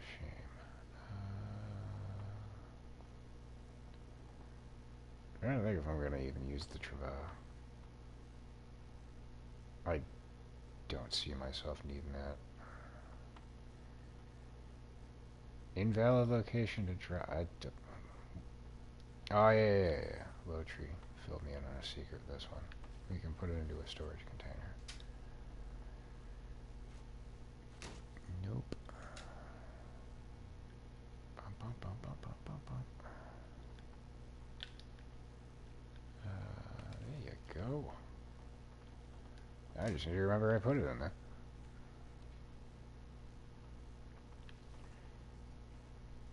I'm not trying to kill you. We ain't the murderous type on this channel. That would be unfortunate.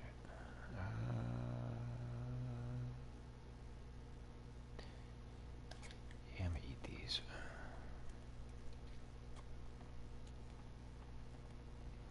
I'm at the farmhouse in Pleasant Valley. See? And I'm about to leave the farmhouse in Pleasant Valley. Because we got a risk of cabin fever. So I can't be sleeping in there. Or we're gonna not just have a risk. We will actually have cabin fever.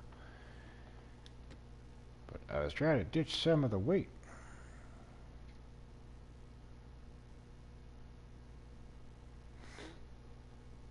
Yeah, it's no big deal if I can forget it's in there.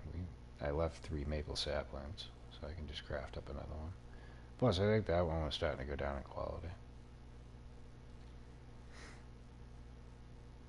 But I know I'm not going to use that in Timberwolf Mountain or Ash Canyon, so it's just 2.2 pounds of wasted carry weight.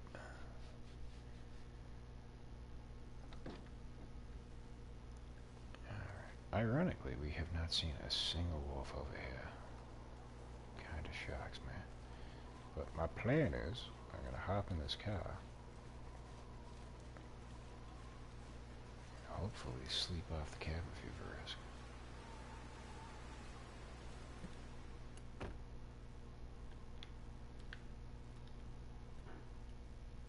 We'll do 3 hours.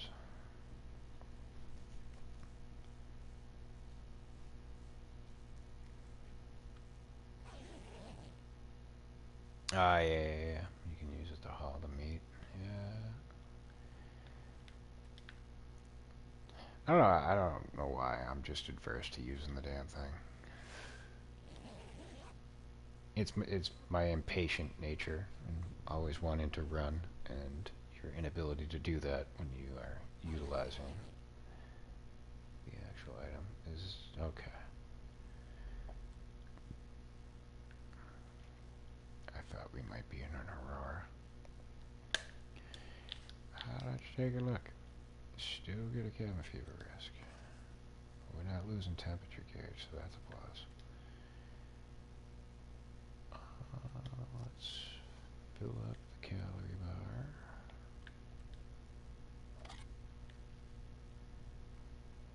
Yeah, when they first introduced it, I went out of my way to craft it up, and then when I tried to like actually utilize it, I was like, this thing's just a pain in the nuts. I don't want to bother with this. So that like I conditioned my brain to like not like the draw. But now that you actually need to transport car batteries, you really can't be without the damn thing. Oh, we finished the research manual, didn't we? Oh, there's 4 pounds of fucking useless weight. Why am I carrying $4? Oh, yeah, I meant to bring those over to the stove to start the fire easier. Yeah, that would make sense.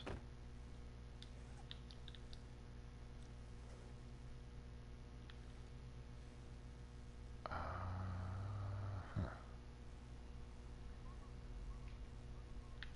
Alright, I'm not going to go inside, but I'm going to drop the books on the porch.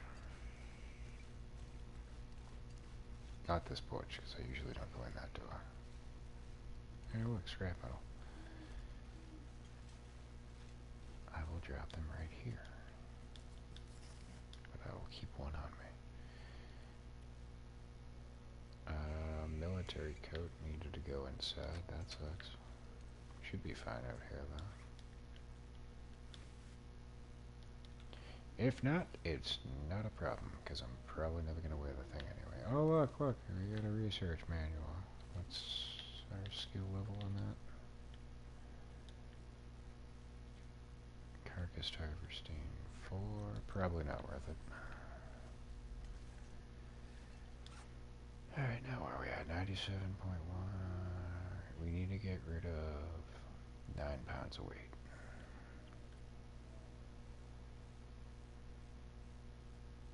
Nothing in the clothing department.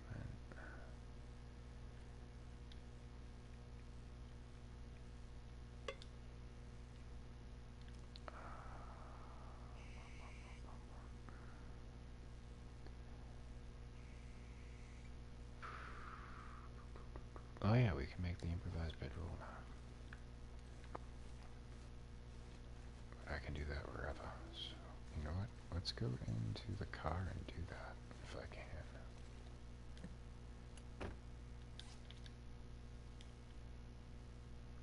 $3, I think we'll be fine.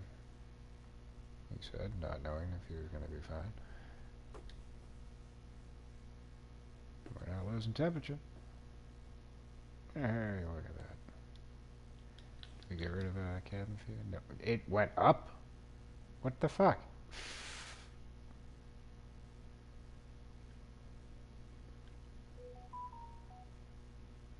Hello, tablet. How are you? How the hell did it go up? We're outdoors. Rent a car. That don't make sense. Whatever. Whoa, wait. The improvised down bedroll? Oh, I only put a half an hour into it. Okay. Oh, wait, shit. So now I don't have a bedroll until I finish this off. Okay. So we want to do that. I thought it did the whole damn thing. Man, that's fucking annoying. There you go. That was fucking confusing. Holy shit. Alright, now we could. Because I like saw like we had 8 ptarmigan fucking feathers. I'm like, that ain't right. We shouldn't have any. Yeah, it was some nonsense.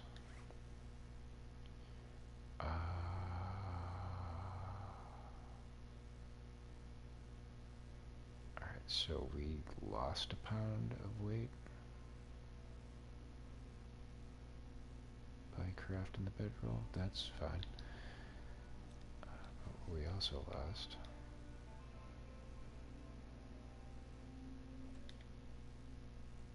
We should be fine. I'll do 2 hours.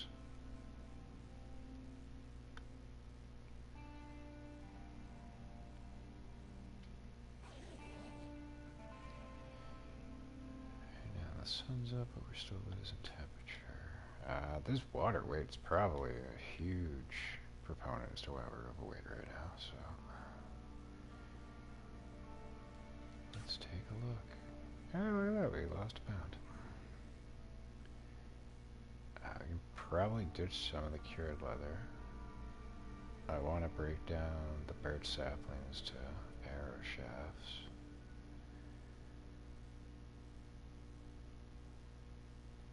We really don't need all this tackle, but I want to bring it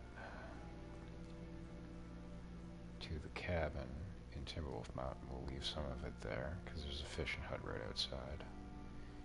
I don't think we need 21 of these on that person, so we could probably ditch some of those.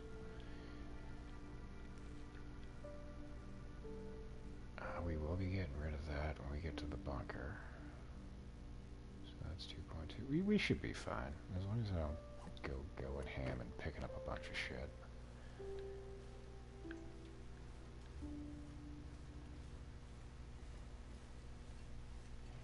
As just a wary would. What do you owe on effigy? The 21 distress pistol shots?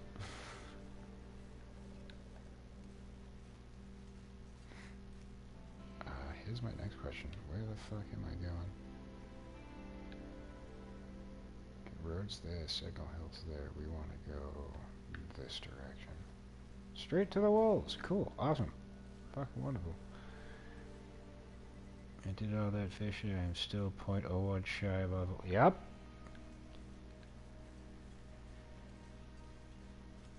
Same damn thing happened to me. I spent like the entire night fishing. And then when I went and threw it into the lockbox, it's like, yeah, no, we still need like .5. Well, you motherfuckers.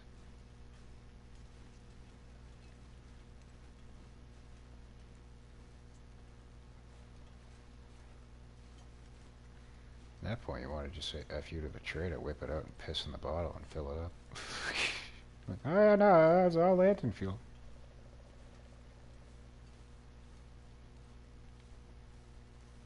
Swear to God, would I lie to you?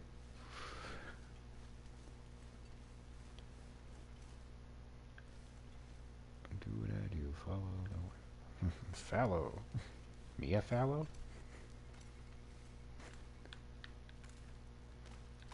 Ex-wife of Woody Allen? Horrible joke by Slammy?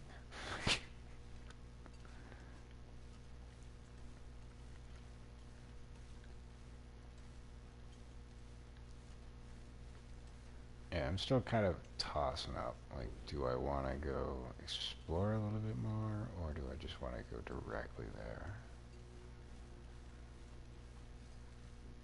Part of me really wants to go to the barn, but the other part expects that it's just going to crash if I do. Be careful there, a moose spawn can be there now at the end of the... Oh yeah, you informed me of that.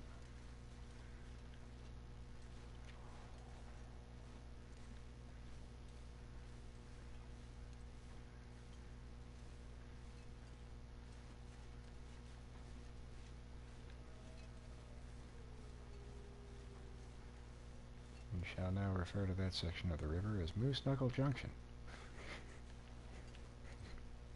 Watch your step. You may walk out of there with broken ribs.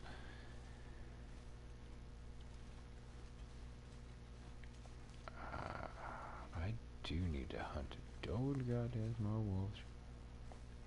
And I do need to hunt a deer.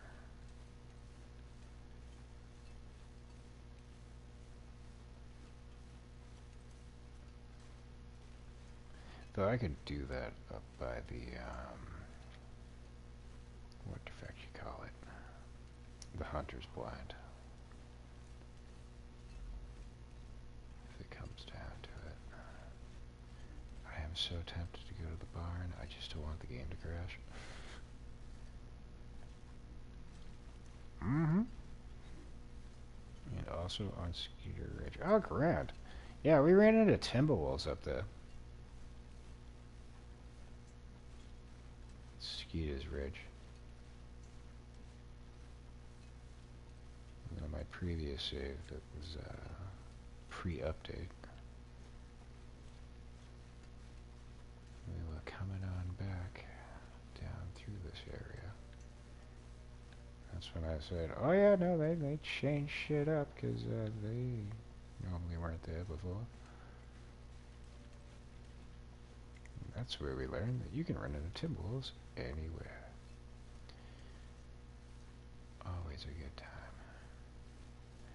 You know what else you can run into over here? The fucking bear.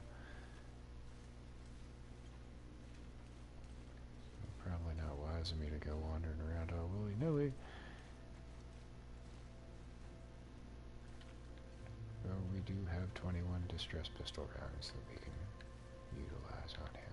Oh, hey, look, I found you some lantern oil. Let me know where you want me to put it. Another firearm queen? Good God. Actually, you know what? I think it would be wise to bring this over to the barn.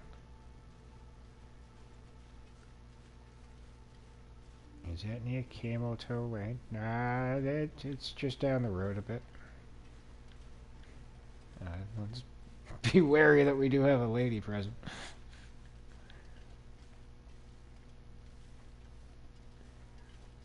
So I was kind of reluctant to call it. We will now call MK Junction. The MKJ down by the river.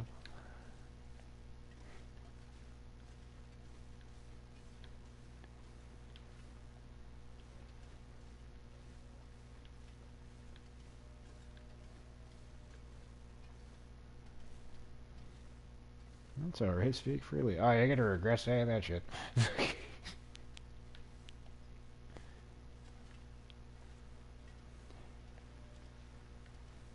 Yeah, I try to keep it kind of family friendly on the channel. Not always the case. Sometimes I say some really fucked up shit.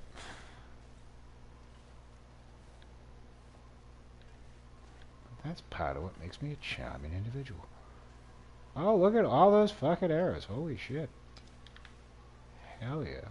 And a hatchet. God damn. Christmas came late. Usually you get like 2 good arrows, maybe the hatchet, and a broken arrow. I don't think I've ever seen 4 up in that shit.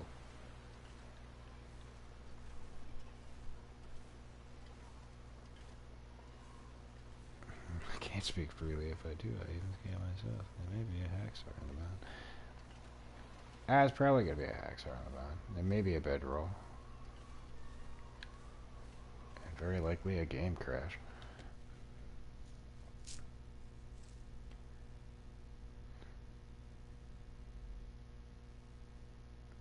Yeah, I don't scare myself, but I make people shake their fucking heads.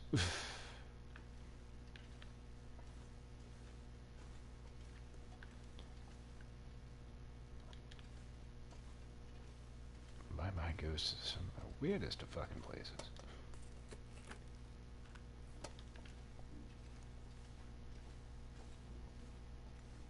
But it's alright, because I got a heart of gold.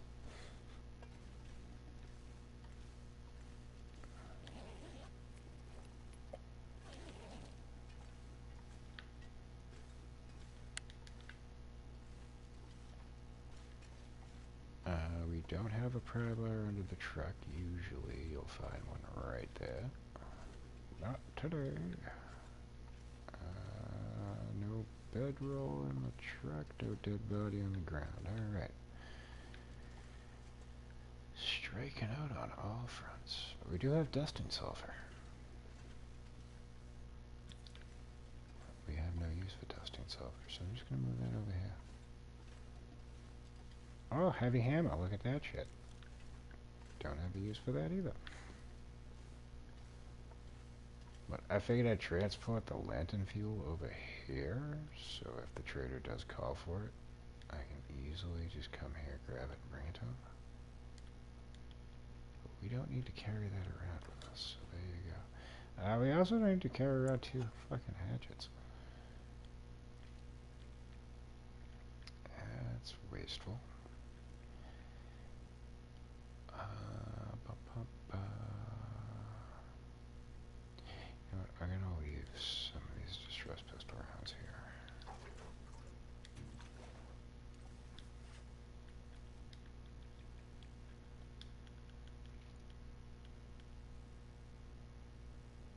here. It'll go for an even 10. Fuck it.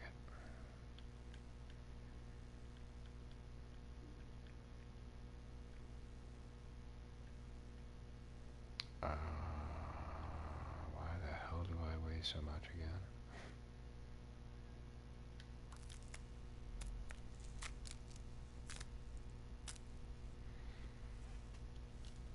Oh, there's another question. Hey, we don't have family fever risk. Cool.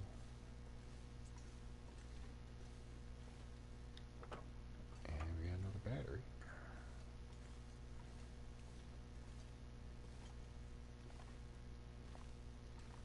I mean, worst comes to worst, I'll just drop all the water and just brew some more when we get to cabin Timberwolf Mountain. No, thank you. But yes, thank you.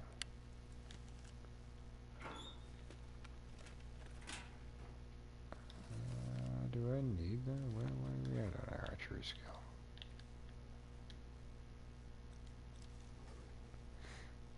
Yeah, I'll take it. It's unlikely we're really even going to need it, but if I get bored, we have some reading materials. Oh, you're going to fall through the fucking ground again? That would suck. Thank you.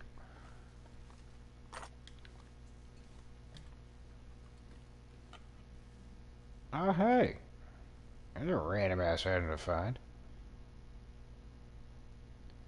I'm gonna take that out of there, but I'm not carrying it with me. Same with you.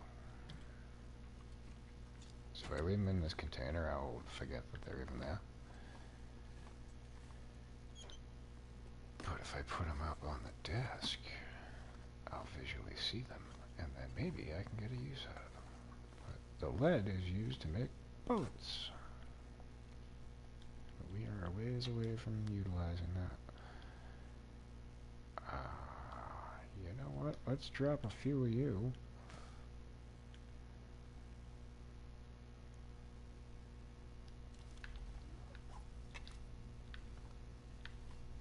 But we can't do anything with that till we get to an ammo bench, and that's going to be a while. You know what? Those can just stay right there in the ground.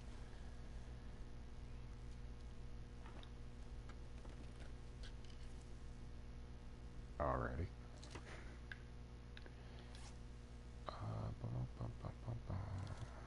How much daylight we got?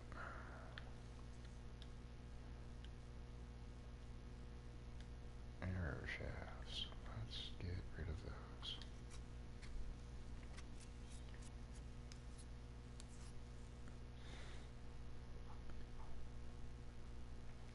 Yeah, it's been a while since I've used the ammo workbench.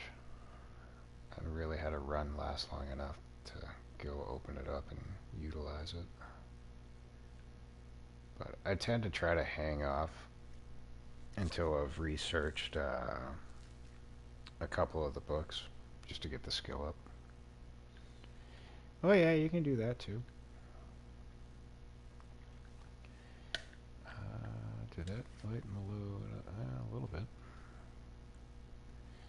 I don't believe we need to craft any more arrows. How many do I have? 15 regular and 3 fire hardened. Alright.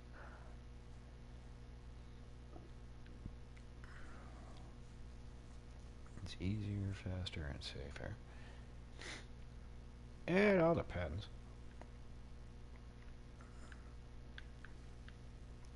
Bleak Inlet, I've never really had a problem getting in and out of there. Blackrock, on the other hand, yeah, that might prove problematic.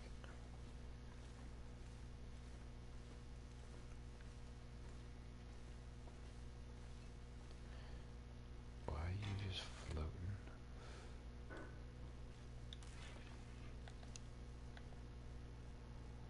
wasn't just me. That was floating in the air there, right? I think it was. Let's see what else we can ditch while we're here. Let's get rid of you. Not that that's going to make much of a difference. I mean, I could ditch the arrows. I want to keep the arrow shafts in case we have to recoup. We don't need 3% dog food. We also don't need 12% that.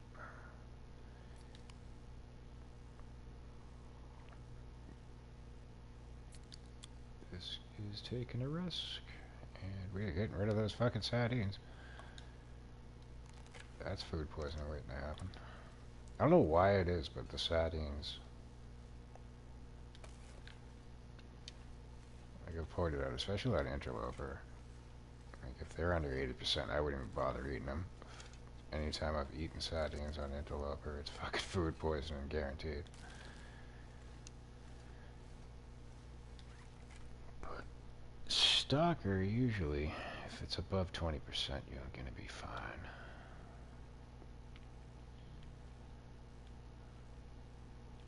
And that goes for most items, but anytime it goes below 20%, you're taking a risk. We still need to ditch some fucking weight. Why? What the hell am I carrying? We have a backup. I don't remember picking that up. What the fuck? Oh, wait, maybe I was carrying that in case one of these two go. Whatever. We'll find more in the fucking travels. Oh, yeah. We don't need you. We don't need you. We got antibiotics. We got painkillers.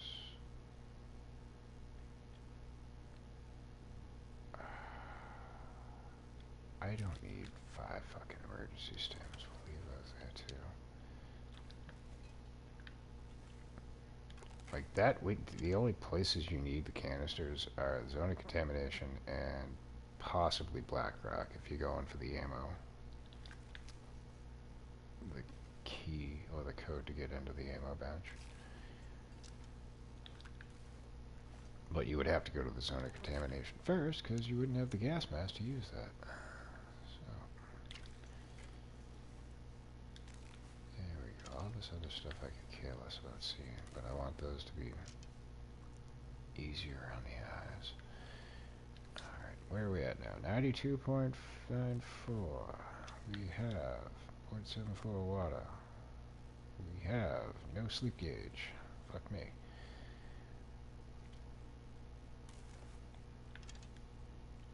And let's get rid of the crackers.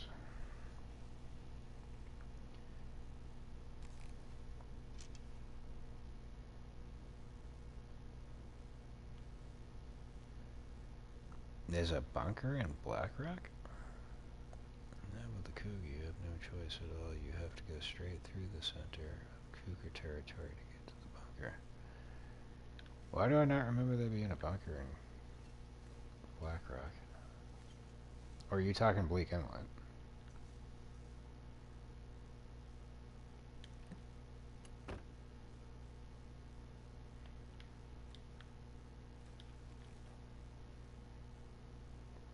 Or are you just talking like the regular... You talking like the, Fire Territory bunkers? Or are you talking the, prepper caches? We'll sleep for 4 hours.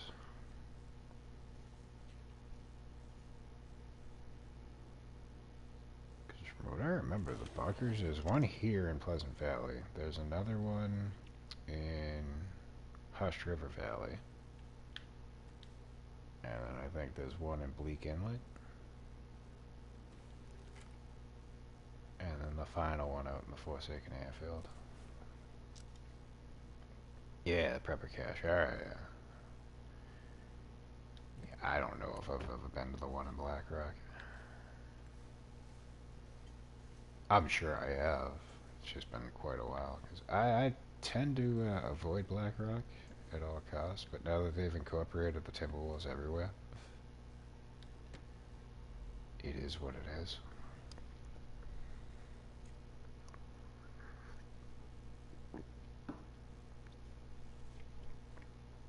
I mean, with exceptions. Though, with the Cougar now, it's actually worthwhile to go through Blackrock to get the bulletproof vest. I have not fought a Cougar yet. I have been avoiding that shit like the plague. But I'm just fighting Father Time on that one. It's gonna happen.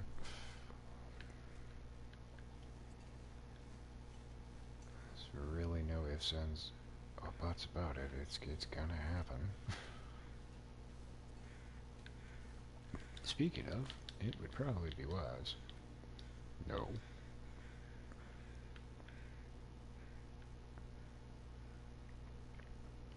Why do I not see Cougar on map?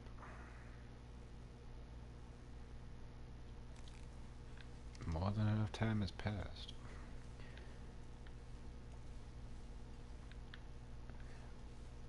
Like you said, it reset on the last update. And we haven't played in like a week, so they may not have spawned in just yet. But you know who has? Mr. Bear. I'm sure he's around.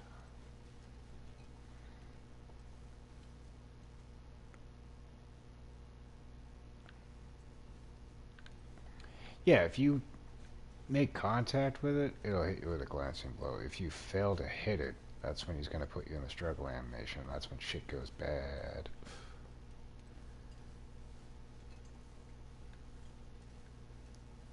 I.e., your clothes get fucking slashed as shit, and you get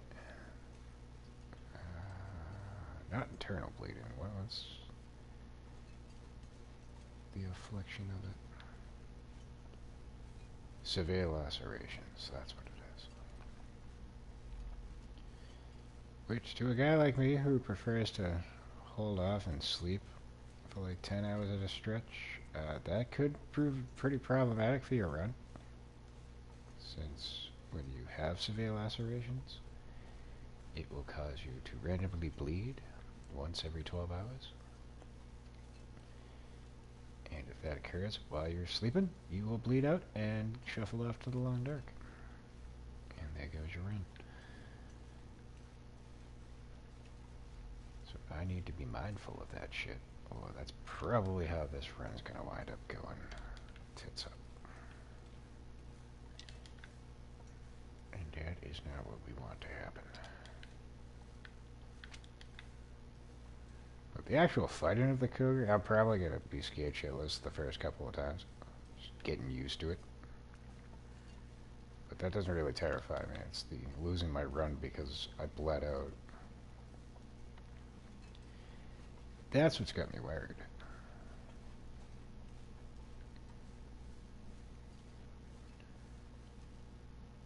Usually about the third or fourth shot instead. Or you can get lucky in one shot. I don't think that's going to be the case with me. Like I said, when I initially watched just to get caught up with how they react, I was watching Zach Nafine. He put in 3 fucking hunting rifle shells and 2 arrows, and then the thing finally dropped. I think that's more my speed. That's more of what I could expect. You are lucky doe. I want your meat, but I don't want to carry it. I need to figure out where the hell I am.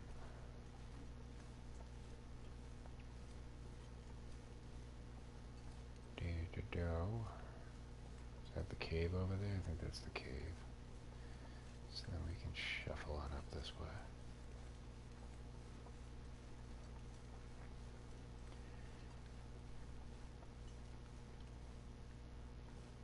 Yeah, it's kind of what I was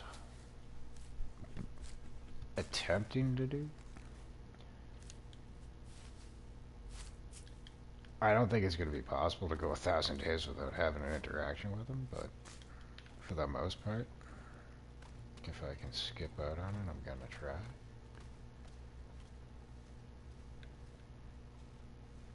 But the longer we go, the more likely we will have to throw down with them.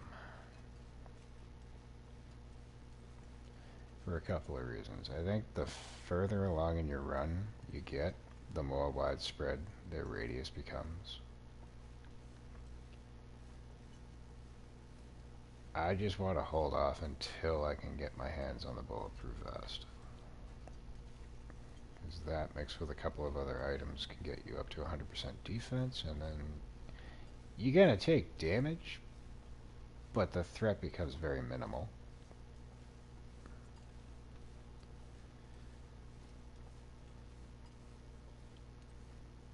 Great thing about yeah, you would tell me you don't. Oh Jesus! You don't need like another cougar skin to repair it, like you do like the rabbit hats and all the other items. Hello, sir. You want to die? Oh shit, you do. Oh god damn it!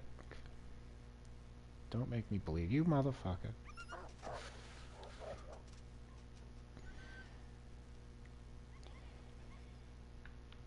He lucked out.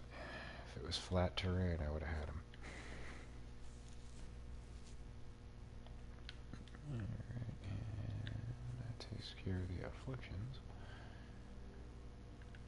But you done fucked up my ankle, so let's take another bandage.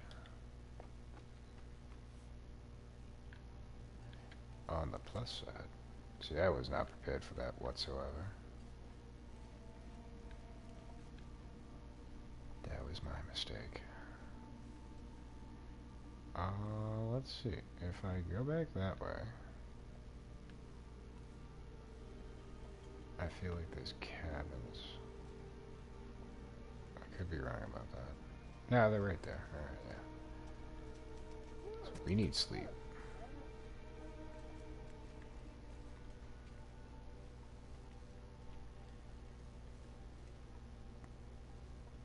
Definitely need sleep. But I do have coffee. So I'm wondering. I'm gonna drink one. I'm like trying to mull it over. I could push to get probably to the cave. It has like the indoor waterfall. And then just bunk there for the evening. Because that's not too far off from the exchange to go to Timberwolf Mountain. But if I bunk out here, I'm just going to have to go hack up a bunch of limbs to get firewood. It isn't the worst situation to be in. We still have plenty of daylight. Oh look, a small empty hand bucket. I'll take you. And a cooking pot. We will not be taking you.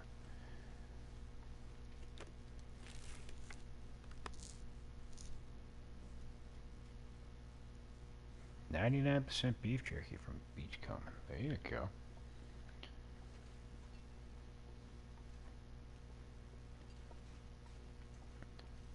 Yeah, usually the only things I'll pick up is like the, what the fuck?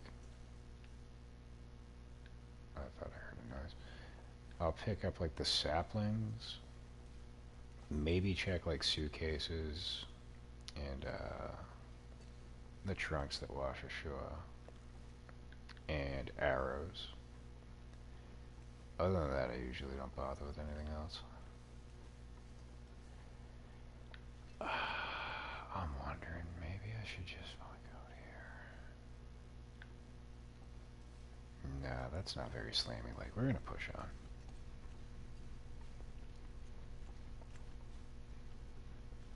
Bunking here would be the wise decision, and we don't do that all that often on this channel.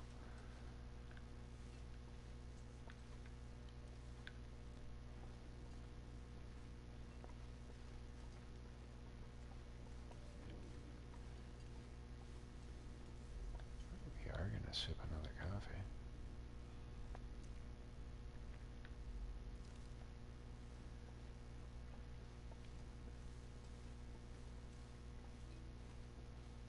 I mean, this would be a perfect time to bust a Go energy drink, but I swear against fucking using those things.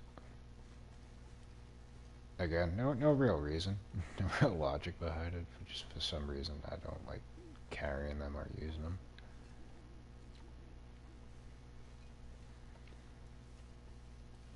I start at one end, set my traverse down, and walk to the other end, collecting everything. I usually end up with 20 to 25 fish. Yeah.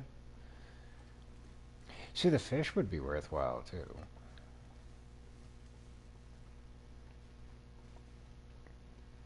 Especially like for the lamp oil, because you get it after you cook it. And if you don't have to waste your time fishing for the fish, makes it all the more easier. This might be a foolish endeavor.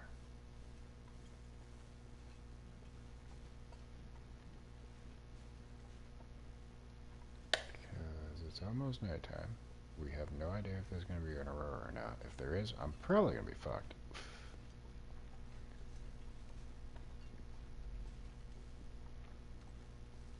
More so if Mr. Bear is in this region, or area of the region.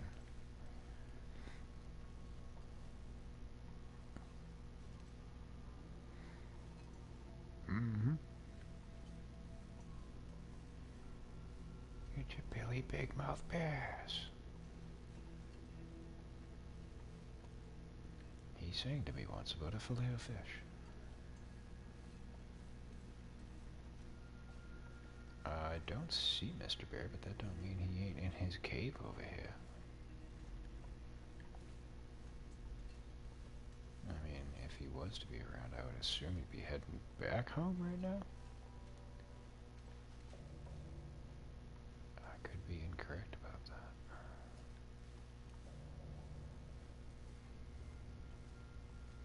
that. I'm not gonna go knock on his door. I don't see him in there. Just don't think I do.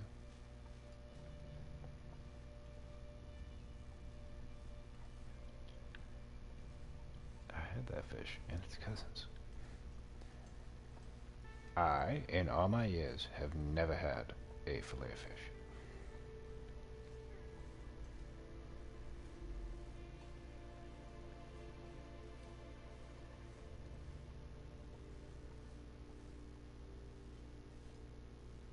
My father got one once when we went to McDonald's. He was like very adverse to fast food. For some reason, he got a fillet of fish. Just like, in my head, I'm like, why? Out of all the things. Like, you hate fast food, but this is your chance to, like, get something, and you go with a fillet of fish. What the fuck is wrong with you?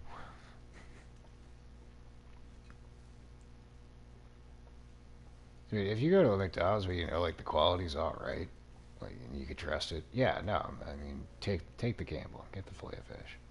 But this was not one of those McDonald's. And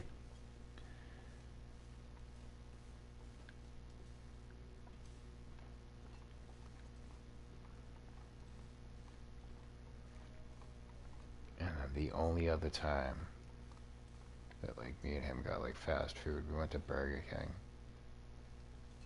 I can't remember what he ordered. I just remember he got a milkshake, and it wound up exploding all over him. And he was fucking furious. And I'm pretty sure that was the last time we ever got fast food. He was wearing like a brown work shirt, and I just had fucking strawberry milkshake all over him. Fuck. Like, oh, Dad's not happy right now.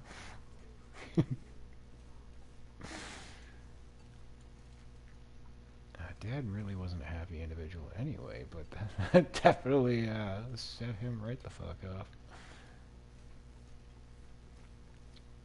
Now, unfortunately, sometimes there's a cabin. There's a cabin, but it's busted up. But sometimes it's available to go inside. That was not the case today, because that would... Oh, god damn it. That would have been clutch. Oh, god. Yeah, sweet. How you like that? Yep, piece of trash. Out of all the things I just got here, and I'm just wondering how you came up with the name I Am Slim. Chat and streamer. My favorite things to get. I'll just fish sandwich in my crib. Oh,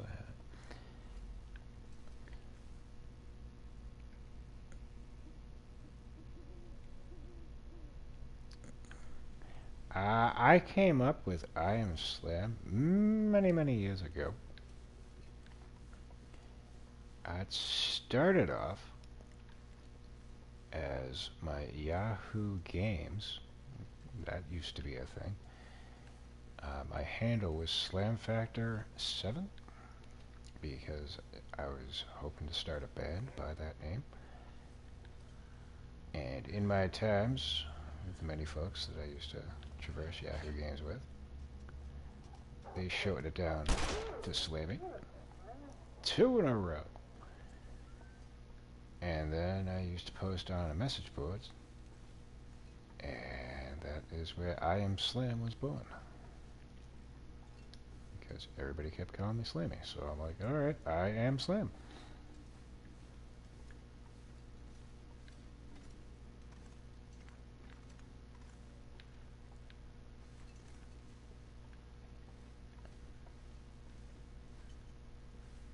But I also used to slam my head off of lockers and textbooks and all sorts of other shit, so it's kind of like got a double meaning.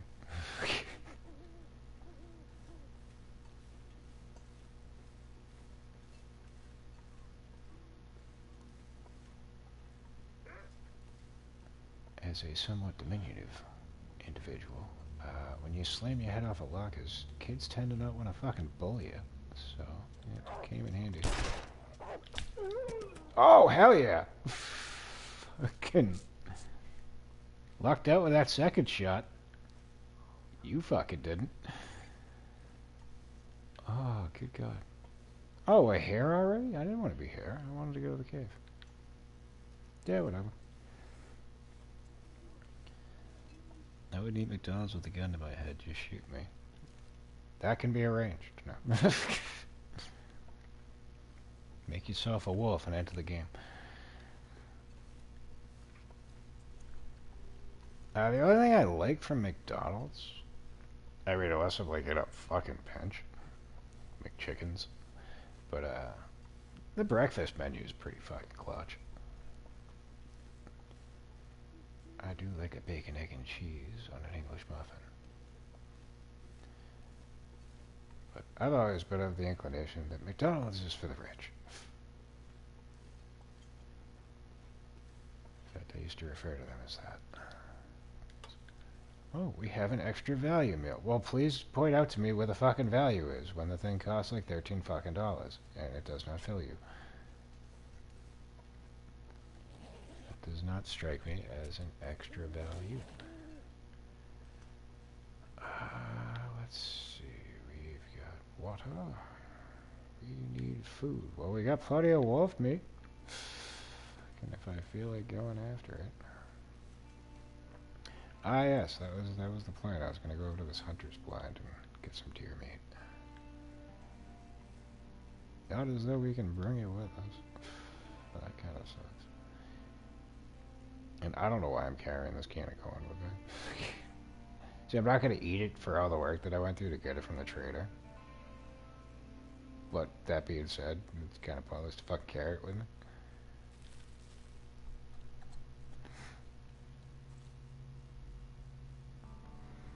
True that. That's why I implement that in my life.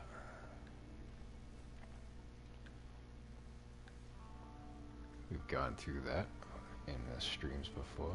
I am a creature of habit. I get the same exact shit every other week at the grocery store. I get my pasta. I get my roasted garlic Alfredo sauce. My prepared chicken cutlets. Then I also get Jack Link's, no, not Jack Link's, Jack Daniel's pulled pork, turkey lunch meat,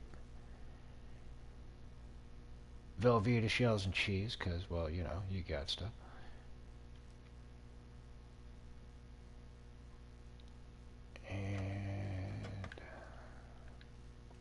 doesn't do the trick. We get some Marie Callender's chicken pot pies. Some frozen pizzas.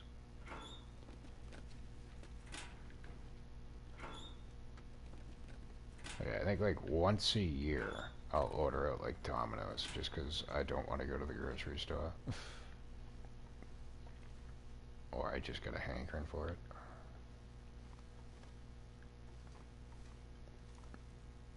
But like I used to love Burger King, but there's two reasons why like I won't eat it now. There's not one nearby, and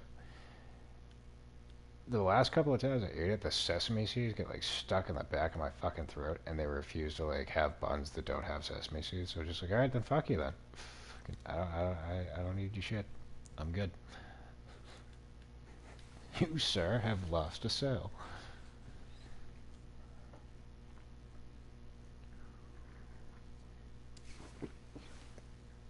Yeah, last time I went there, I think I got rodeo cheeseburgers, one of the long chicken sandwiches, and then for like 4 days I had a fucking sesame seed stuck in the back of my throat, and it irritated the fuck out of me, and I was like, never again. I'm good. Okay, how much I crave a chicken sandwich. It's not worth the aggravation.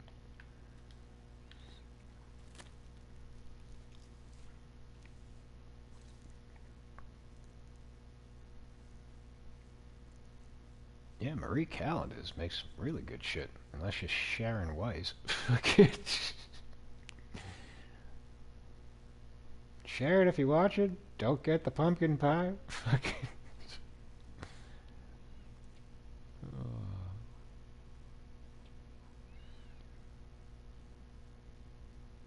Also, I run a barbecue truck of my own and smoke meat every day. Oh, okay, yeah, so there you go. Something to do with it. Yeah, no, that would definitely have something to do with it.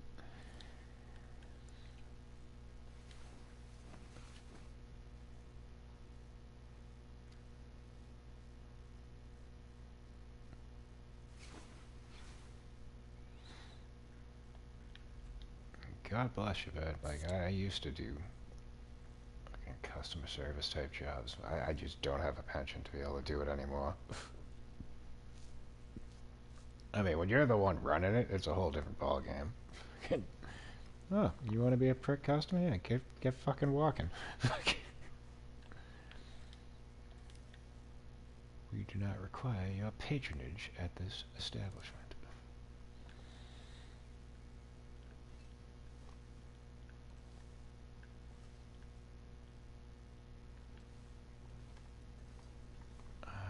Storm lantern, yes. Okay, here we go.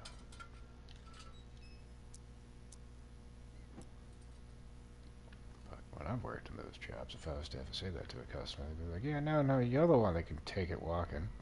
Your services are no longer required.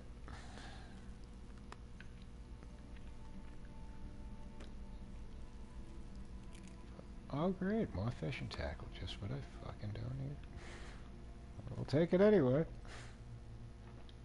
Why not?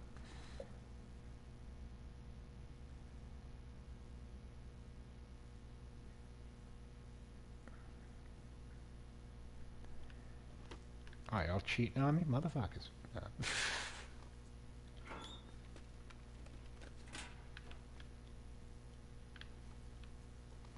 Kids. Do we have a handgun? We got nothing. That's a shame. We have a hacksaw, though. And the last time we were in this situation, I took it thinking that we weren't going to find one, and we found two. So I'm going to leave that here.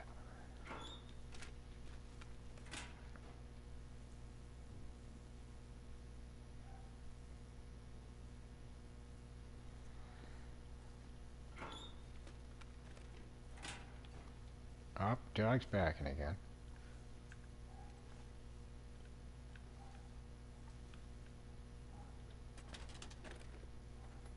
And I can faintly hear Chucklehead. I think he's antagonizing him. I really dislike this person. I will not say hate, because I do not invest the effort to hate things. And there he goes slamming his fucking door. But he's an obnoxious motherfucker. does tend to get under my skin. So there's that. I don't care about arguing with your girlfriend and all that kind of shit, but when you fucking with your dog, it just makes you a dick in my fucking book.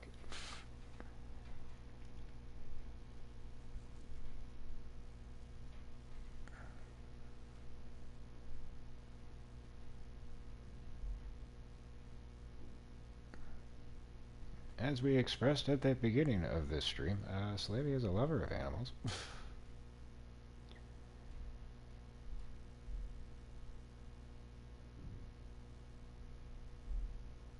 I enjoy the furry little critters, so when people, you know, disrespect them or treat them poorly, it bothers me.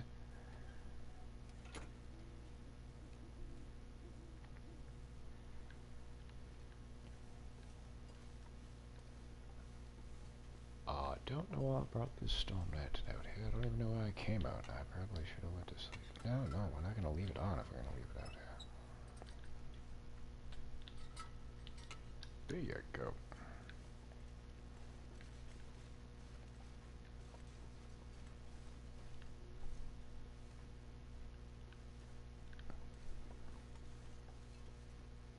I appreciate that, Roxy. I also appreciate you too, motherfuckers. Raising up my age demographic.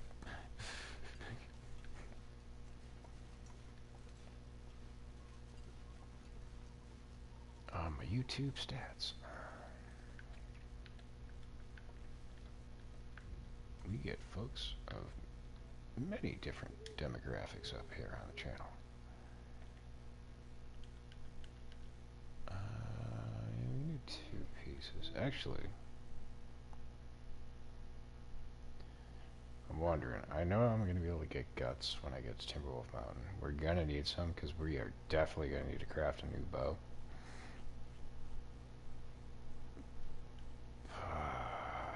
Yeah, I'm going to leave those there.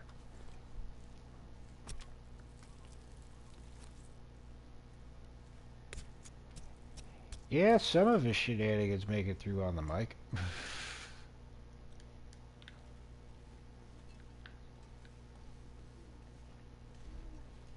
Unfortunately.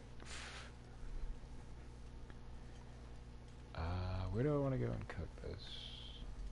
I mean, I kind of want to go check out the Hunter's Blind and then head back up. Let's do that. So long as I don't get lost. I think I just saw it over there. There it is.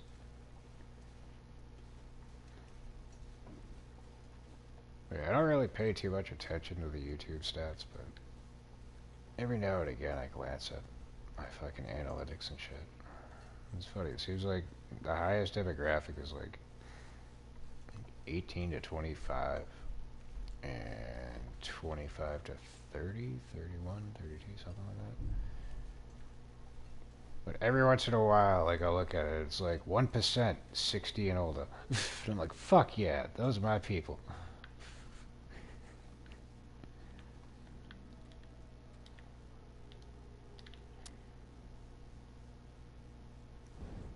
All you under fucking 18 people need to get the fuck off the channel. Y'all are gonna get me demonetized if I ever make it to that point.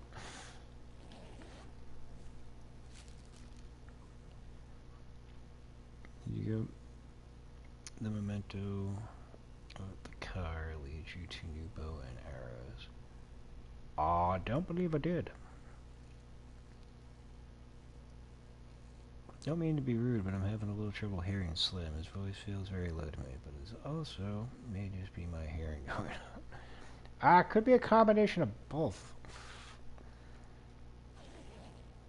Unfortunately, the headset that I get, it's hit and miss. Like, if I'm playing on the PS5, for some reason, it's better quality.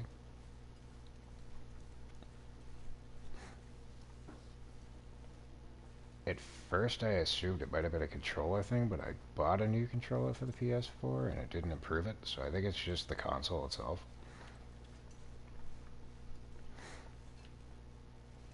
But I'm also a low talker too.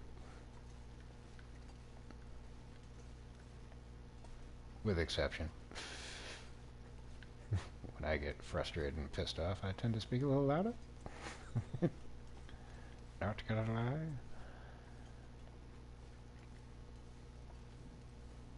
But yeah, no, we've gotten many, not compliments, criticisms about the audio here on the channel over the years. Not so much lately.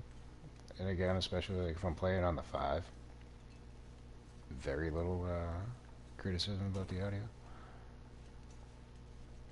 But we've addressed it to the best of our abilities. Because the other thing with the PS4 is I don't really have many options to tweak the audio, aside from just boosting the volume of it. But if I boost it any higher than it is, you may hear me better, but you're also going to hear a very annoying hum in the background. Which may be somewhat noticeable if you like tweak your ear to it. Again, we've tweaked the audio as best as we can to minimize the hum and have my voice be as loud as possible. And this is pretty much the happy medium.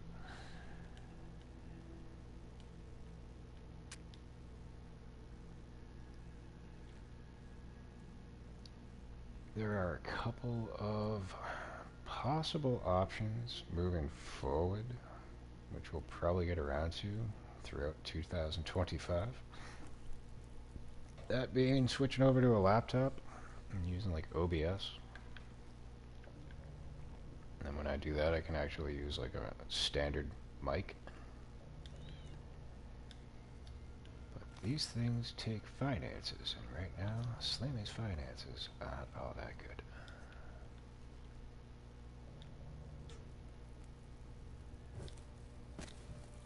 But over the course of the year, I'm sure I'm going to start making some improvements as we go. At least I'm gonna try. I make no promises.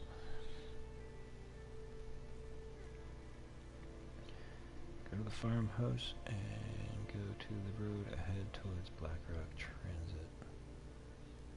I was gonna go to that car. I usually do just to check, because sometimes, more often than not, I'll find a hunting rifle there, but I didn't want to bother because I knew I wasn't going to be able to carry the rifle.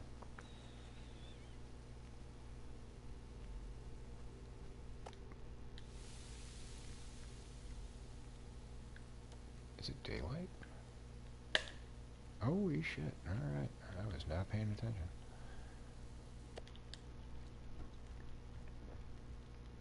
But I mean, we gotta kill 1,000 days in this run, so we will eventually get over there.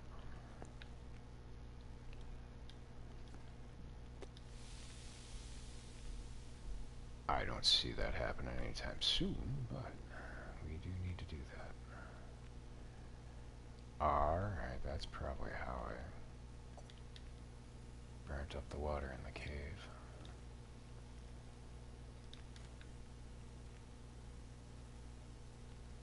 Well, that was kind of moot, because now we're not going to be able to carry that to get up the fucking rope. God damn it.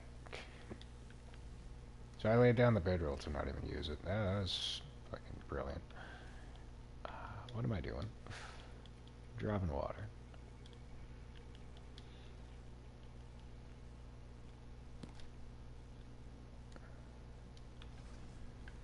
I need to drop more, but I want to top off.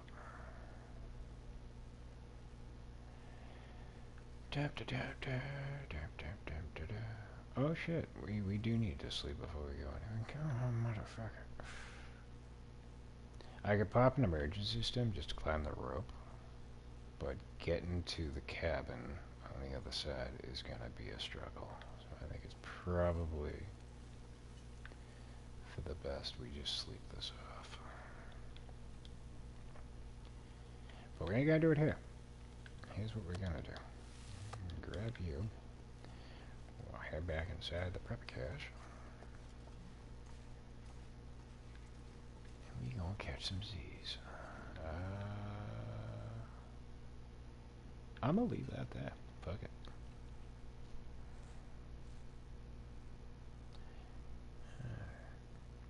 It'll be a raw cache especially with a new bow and 3 or 4 arrows.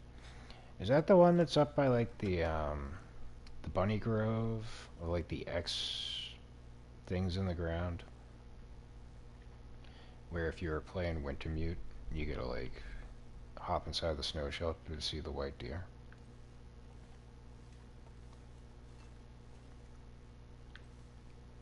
Because if it's that memento cache, I'm aware of what you're talking about. Clearly, because I just described it. Let's go for 8 hours, that way we still have daylight.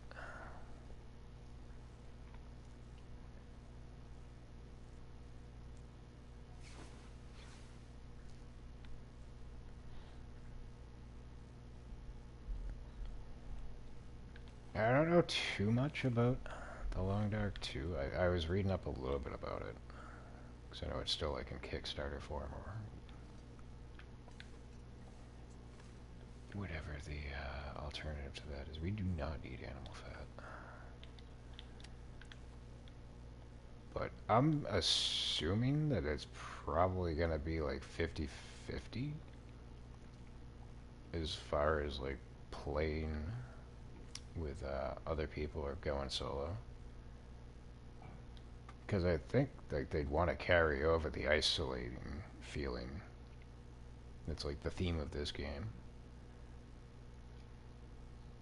But I think like because so many people have complained about not being able to like do co-op and stuff, they felt obligated to add like a version of that into it. But like I said, I'm not too boned up or informed about what to expect with that. But I just know that was the reasoning that they didn't implement any co-op into this version of it. Because they felt like it would detract from like the isolation feeling. Oh, you son of a bitch. This is probably foolish. Can we climb? Oh, come on. .02? Speaking of .02. Now we can climb. I have my bedroll, right? Good. Onward, the Timberwolf Mountain.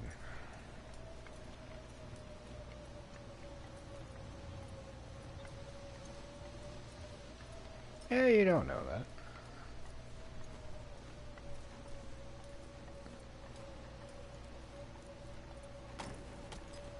I mean, I'm similar boat, 42, moderately on the spectrum.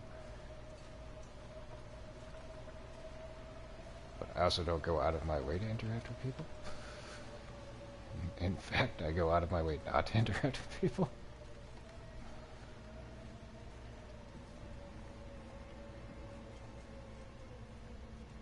But it could be like a little bit awkward, but like some games that I have played, like they kind of like force you into like peeking your head out of your shell. And there's a lot more folks out there similar in vein than you would expect to find.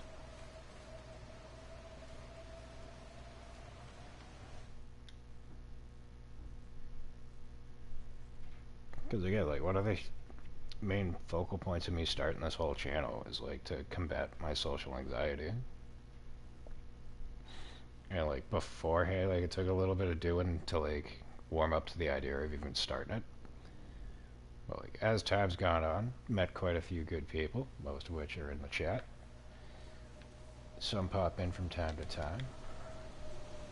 But if I'd stayed like stuck in my shell, that wouldn't have been possible. And over time, things have gotten a lot easier. And opening up has become a lot easier as well. So, some things start off awkward and then they just become easier as you go. That's basically the point I'm trying to make. But you gotta go at your own pace too. You can't force yourself into it. So.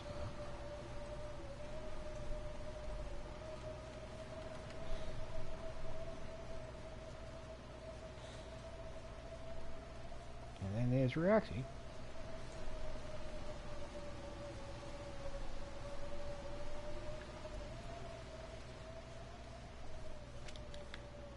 See, that'd be another case in point, like No Man's Sky, like it has the multiplayer, but you don't have to play on multiplayer. So it might be like, maybe the Long Dark 2 will be similar in that vein, where it's like an option you can turn on and off. Because I know there's like going to be NPCs. So I think it's probably going to be left up to the individual player as to how they want to go about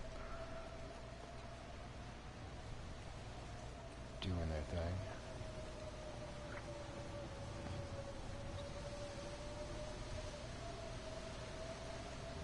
But yeah, I think the only time, excuse me, the only time I've turned on the multiplayer on No Man's Sky was for the last expedition that I did. Where it kind of like, you didn't have to, but there was like a bonus objective that required like community participation in order to accomplish it.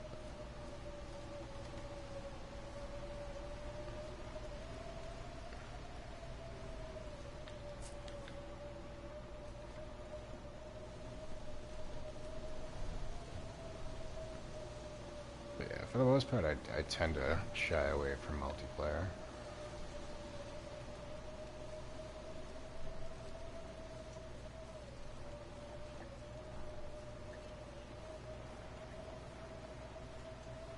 For a varying number of reasons.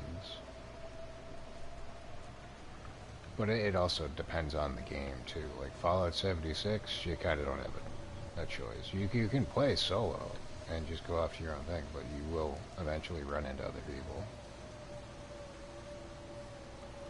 But like my buddy Mike plays it, so I like to pop in, fucking tag along with him when he's around. And then he's made some friends on there and wound up fucking palling around with one of his buddies to do expeditions and stuff. Oh, I think I know where I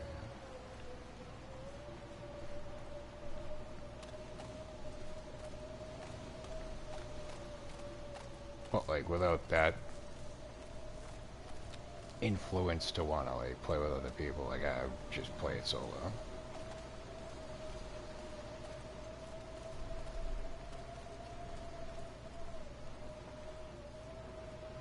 And then like another game that I used to play a lot, The Division 2, like they have like,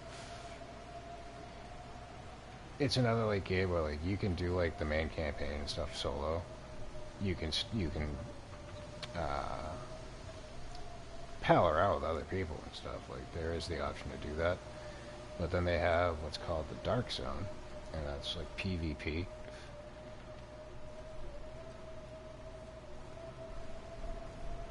And again, if you power it up enough, you can go in there and hold your own. But fucking, for the most part, like it's just like, a lot of people just, it's not worth fucking going in there. And like other times, like I've like, oh yeah, let's group up, and then fucking you find something good, and nope, they turn on you, shoot you from behind, steal your shit.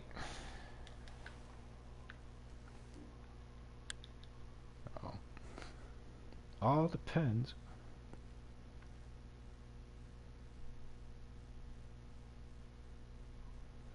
Yep, and I agree with you on that front, Mr. Abbott.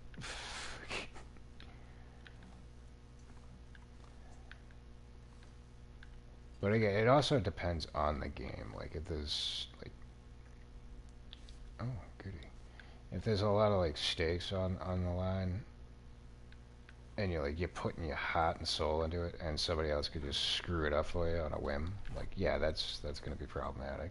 It's not going to give you the motivation to want to fucking do it. But I'd say like case in point, the Division 2, like there's more incentive to go against other people for your benefit, whereas another game, The First Descendant, which is pretty similar,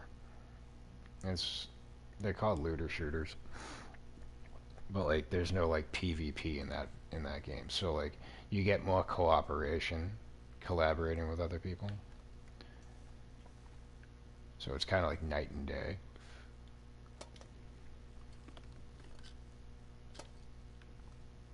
But like I love those types of games. I just like when you incorporate the multiplayer parts of it. It's just like whatever.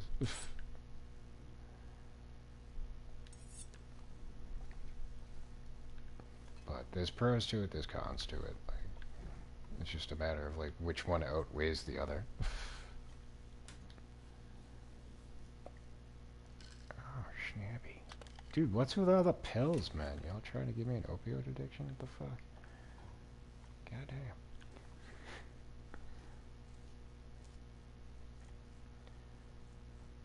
Yeah, no, No Man's Sky is definitely a good, like, if you're into, like, the multiplayer. Same with Fallout 76. There's a couple of shitbags here and there, but for the most part, like, the community that's, like, constantly on there will go out of their way to, like, be helpful, throw you, like, items that, like, you normally wouldn't be able to come across. Whereas, like, earlier on, it was the complete polar fucking opposite. Like, it was cutthroat as shit. Excuse me. But I think, like, over time, like, you get, like, a dedicated base of people, and, like, the people that, like, play like assholes, they just keep moving on to another game to ruin that. Because the fun's no longer there. But that's why I don't bother with, like, Call of Duties and shit like that anymore. It's just like, whatever. It's repetitive. It's been the same thing since fucking the first one dropped. Oh, it seems like it gets worse and worse quality-wise. Like, Black Ops 2 was fun as shit. Black Ops 3 was kind of alright. But it seemed like the multiplayer maps were getting smaller and smaller. The teams were, like I recall it used to be like 8 on 8, maybe 16 on 16. But I think it was like Black Ops 4 they gave away for free, and I was like trying the multiplayer. It was like 4 on 4, and I'm like, this is lame as shit. Fucking,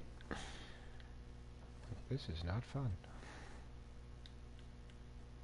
But I think like the last good first-person shooter, like online multiplayer that I played was Battlefield 5. I got a lot of wear and tear out of that one. But you were talking like fucking teams of, I think it's like 62 on 62. Maybe even more. So it was just like absolute fucking chaos. But like the maps were fucking huge. So like if you found yourself like overwhelmed in one area, it's like, alright, fuck it, I'm going over to this section of the map and see how I do.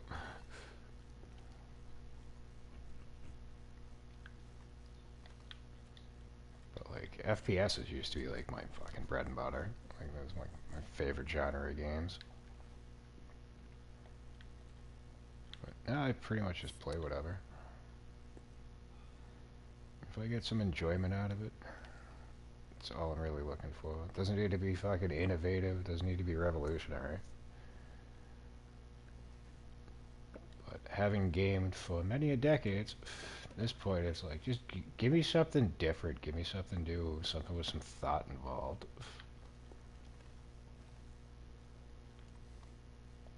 Because it's kind of like movies and stuff. It's like fucking, oh, did you see this new movie? Yeah, I saw like 3 different variations of it over the last like 20 fucking years.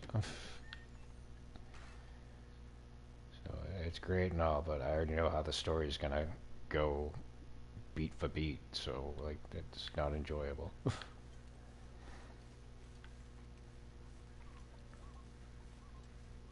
Oh, we got wolves. I kinda wanted to go fishing. Kinda still gonna. Oh shit, it's 11 o'clock. We have been going for a while. I think it's almost time for a break, because I got to go to the grocery store. They are open until midnight.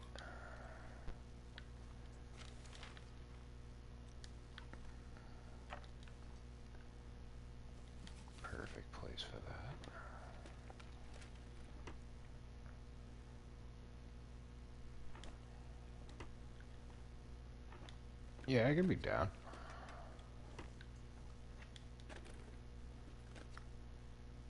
Why is there a stone in the cabinet? That's a foolish place for that.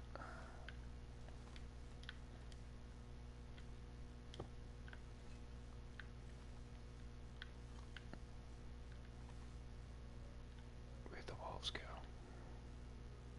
Where's the bear? Is he gonna be around? Ah, they're the wolves. Couldn't see him. They're fucking specks.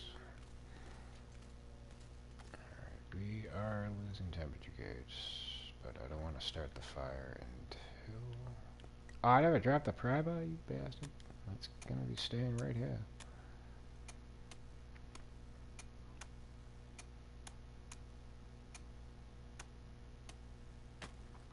I don't think there's... I don't think there's any lockers in, the gold mine in Ash Canyon. So, that being the case, there's really no need to carry the pry bar. Though I say that, I'm sure I'm going to get there and be proven wrong.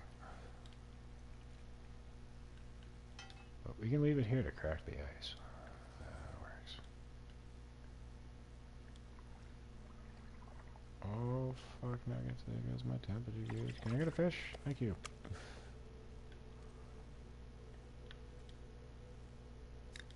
That's the whole purpose. I want to make water and I want to make a fish.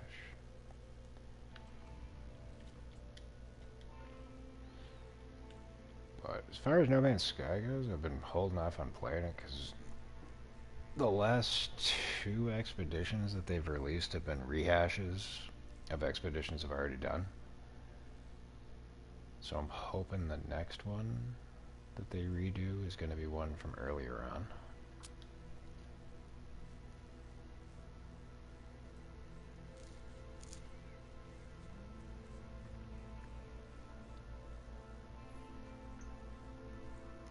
But if that's the case, probably do a little multiplayer then. But yeah, no, this going for a 1,000-day run because they just added new trophies when they did the update.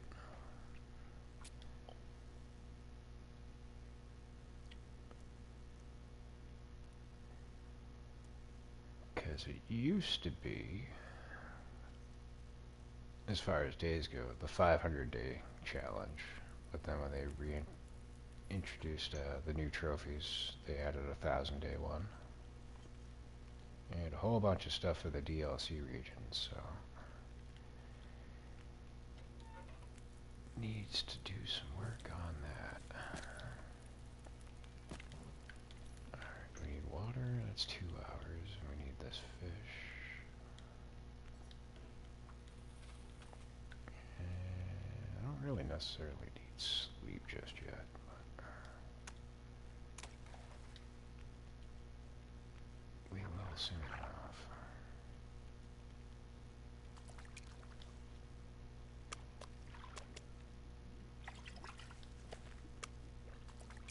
Oh, we got a burbo. How you like that? Ugly looking motherfucker.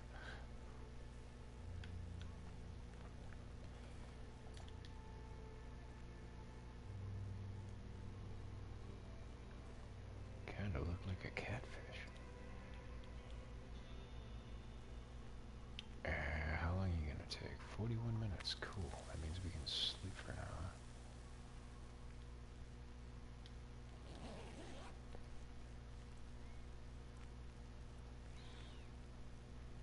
I just always get sloppy around it. I get sloppy on day 20. Like, fuck. That's one of the drawbacks of this game. Once you start feeling like you're in charge of shit, that's when something pops up to go, yeah, no.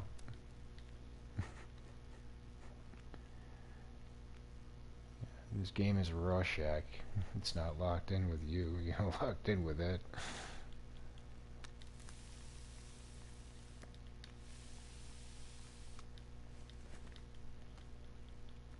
Which is kind of like a nice touch with like the Cougars, because that definitely like just defeats any chance of you feeling like you've got this game beat.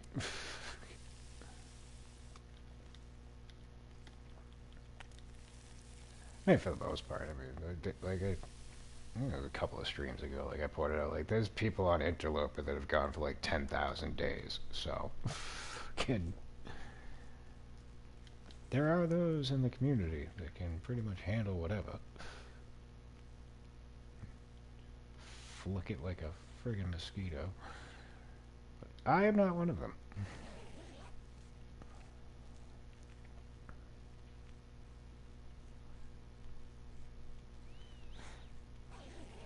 But yeah, no, you can meet your end in many, many ways in this game. You could turn your head to look out your window and wander off a fucking cliff. One of the rickety bridges in the area that we're going to next. You could turn off your character's vocals and then not realize you're bleeding out. You've done that before.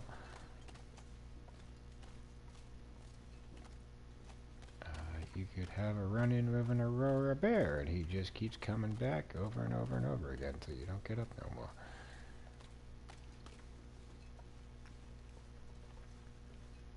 But I'm kind of a purist. So I won't use the cheat death system. I tried it once when I was in Sundered Pass, trying to do the tail the first time when they first introduced it. Yeah, I didn't really care for it, like especially like in that region, like because I think you start off with like nothing, and like you don't want to be in that region without good clothing. So it was pretty much it was gonna be over anyway. But ever since then, it's like if I die, it's whatever the fuck.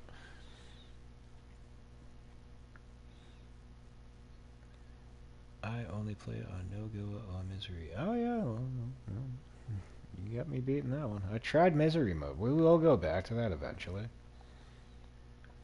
But playing on Stalker, I definitely need to do some interloper runs just to get prepared for it. Misery ain't no fucking joke.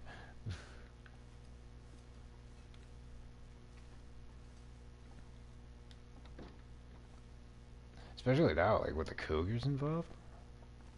I can only imagine how much of a fist fuck that's gonna be.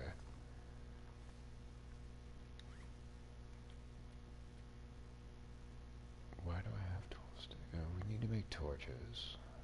I don't need scrap metal.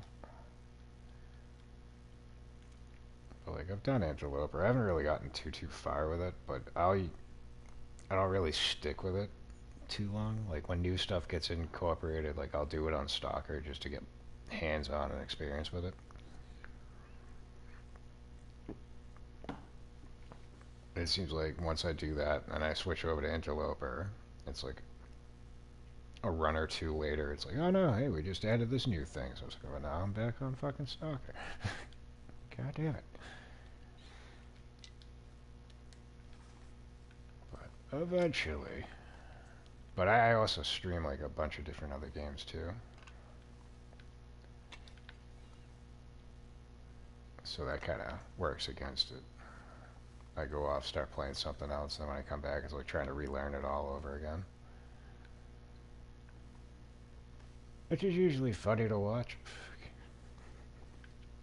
Like, look at me as I realize what the fucking controls are again. I hit the wrong button to try to run away and get mauled by a fucking wolf. Why am I going back out? I don't want to go back out yet. I want to drop weight.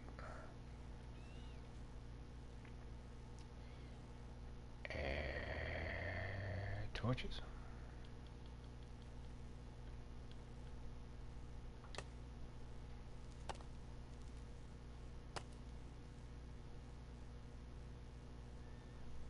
Sweet Jesus. How many days do you have to survive to get the final affliction on Misery?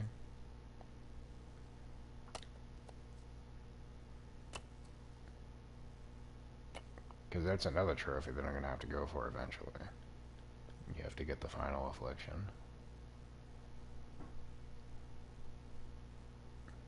I'm assuming that's probably going to be one of the last fucking trophies that I go for.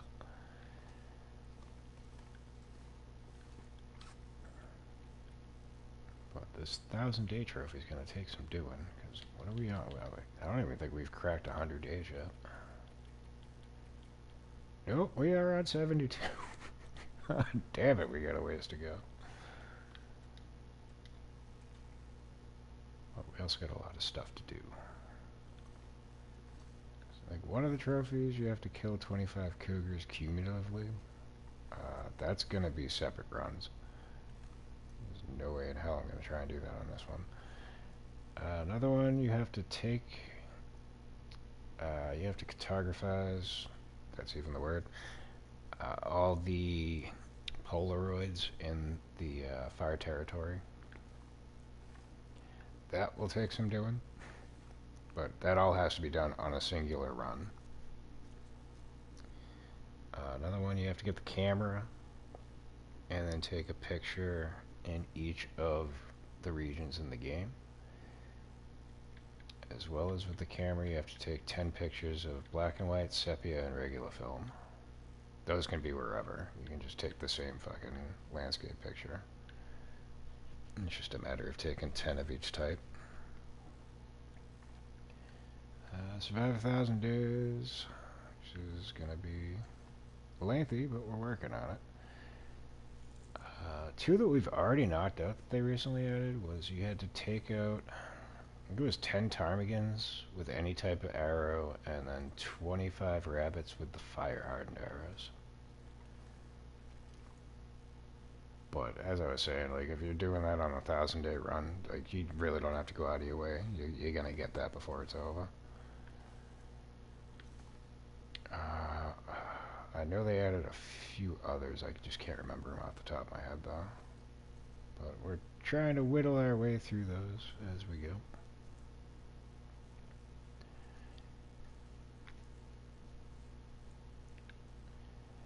Now, the 1,000-day, it's gonna take time, but there are ways, like, and I've pointed this out, like, when speaking about, like, the 500-day run, there are ways that you can manipulate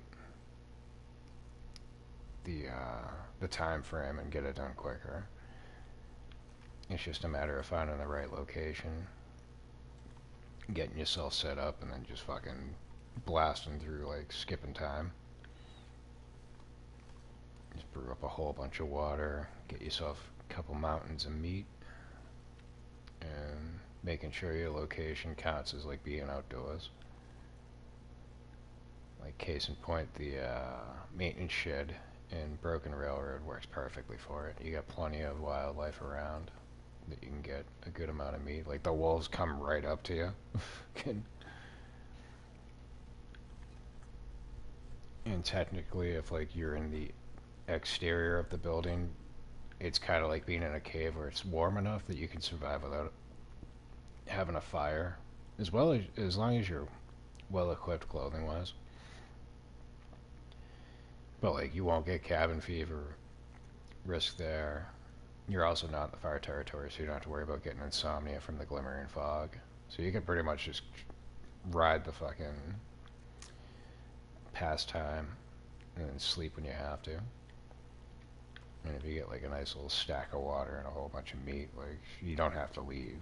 Like, you can just pretty much kill off, like, 2 or 3 months without even needing to go out to do anything.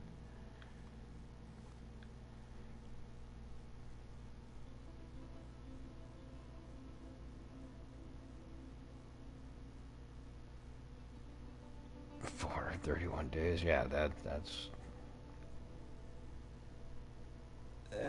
probably something I could pull off way down the line if I dedicated myself to it. But where am I at? I think 60 to 80 days on an interloper was my max. Yeah, 84 days. And again, that's where it comes down to, oh yeah, no, I got this in the bag. Nope. And now you're dead. What a shame. But anywho, I think we need to take a break. Possibly for the evening. Possibly I'll be back. I don't know. But I got to get to the grocery store because they're going to close in like 20 minutes. So, with that, we have reached the end of this installment. So, this is the part where we do the outro. And if I can recall how to do it, it's been a week and a half.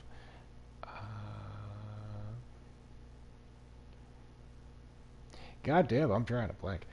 I know for those in attendance, for Jay Abbott, for Lowtree, for Roxana, for anybody else that's been here and is gone, for those that have come and gone, for those that will make it to the side of my voice in the future, and for those that may be around next stream when I actually know how to fucking end these things. This is Slammy, signing off, and until next time, peace, yo.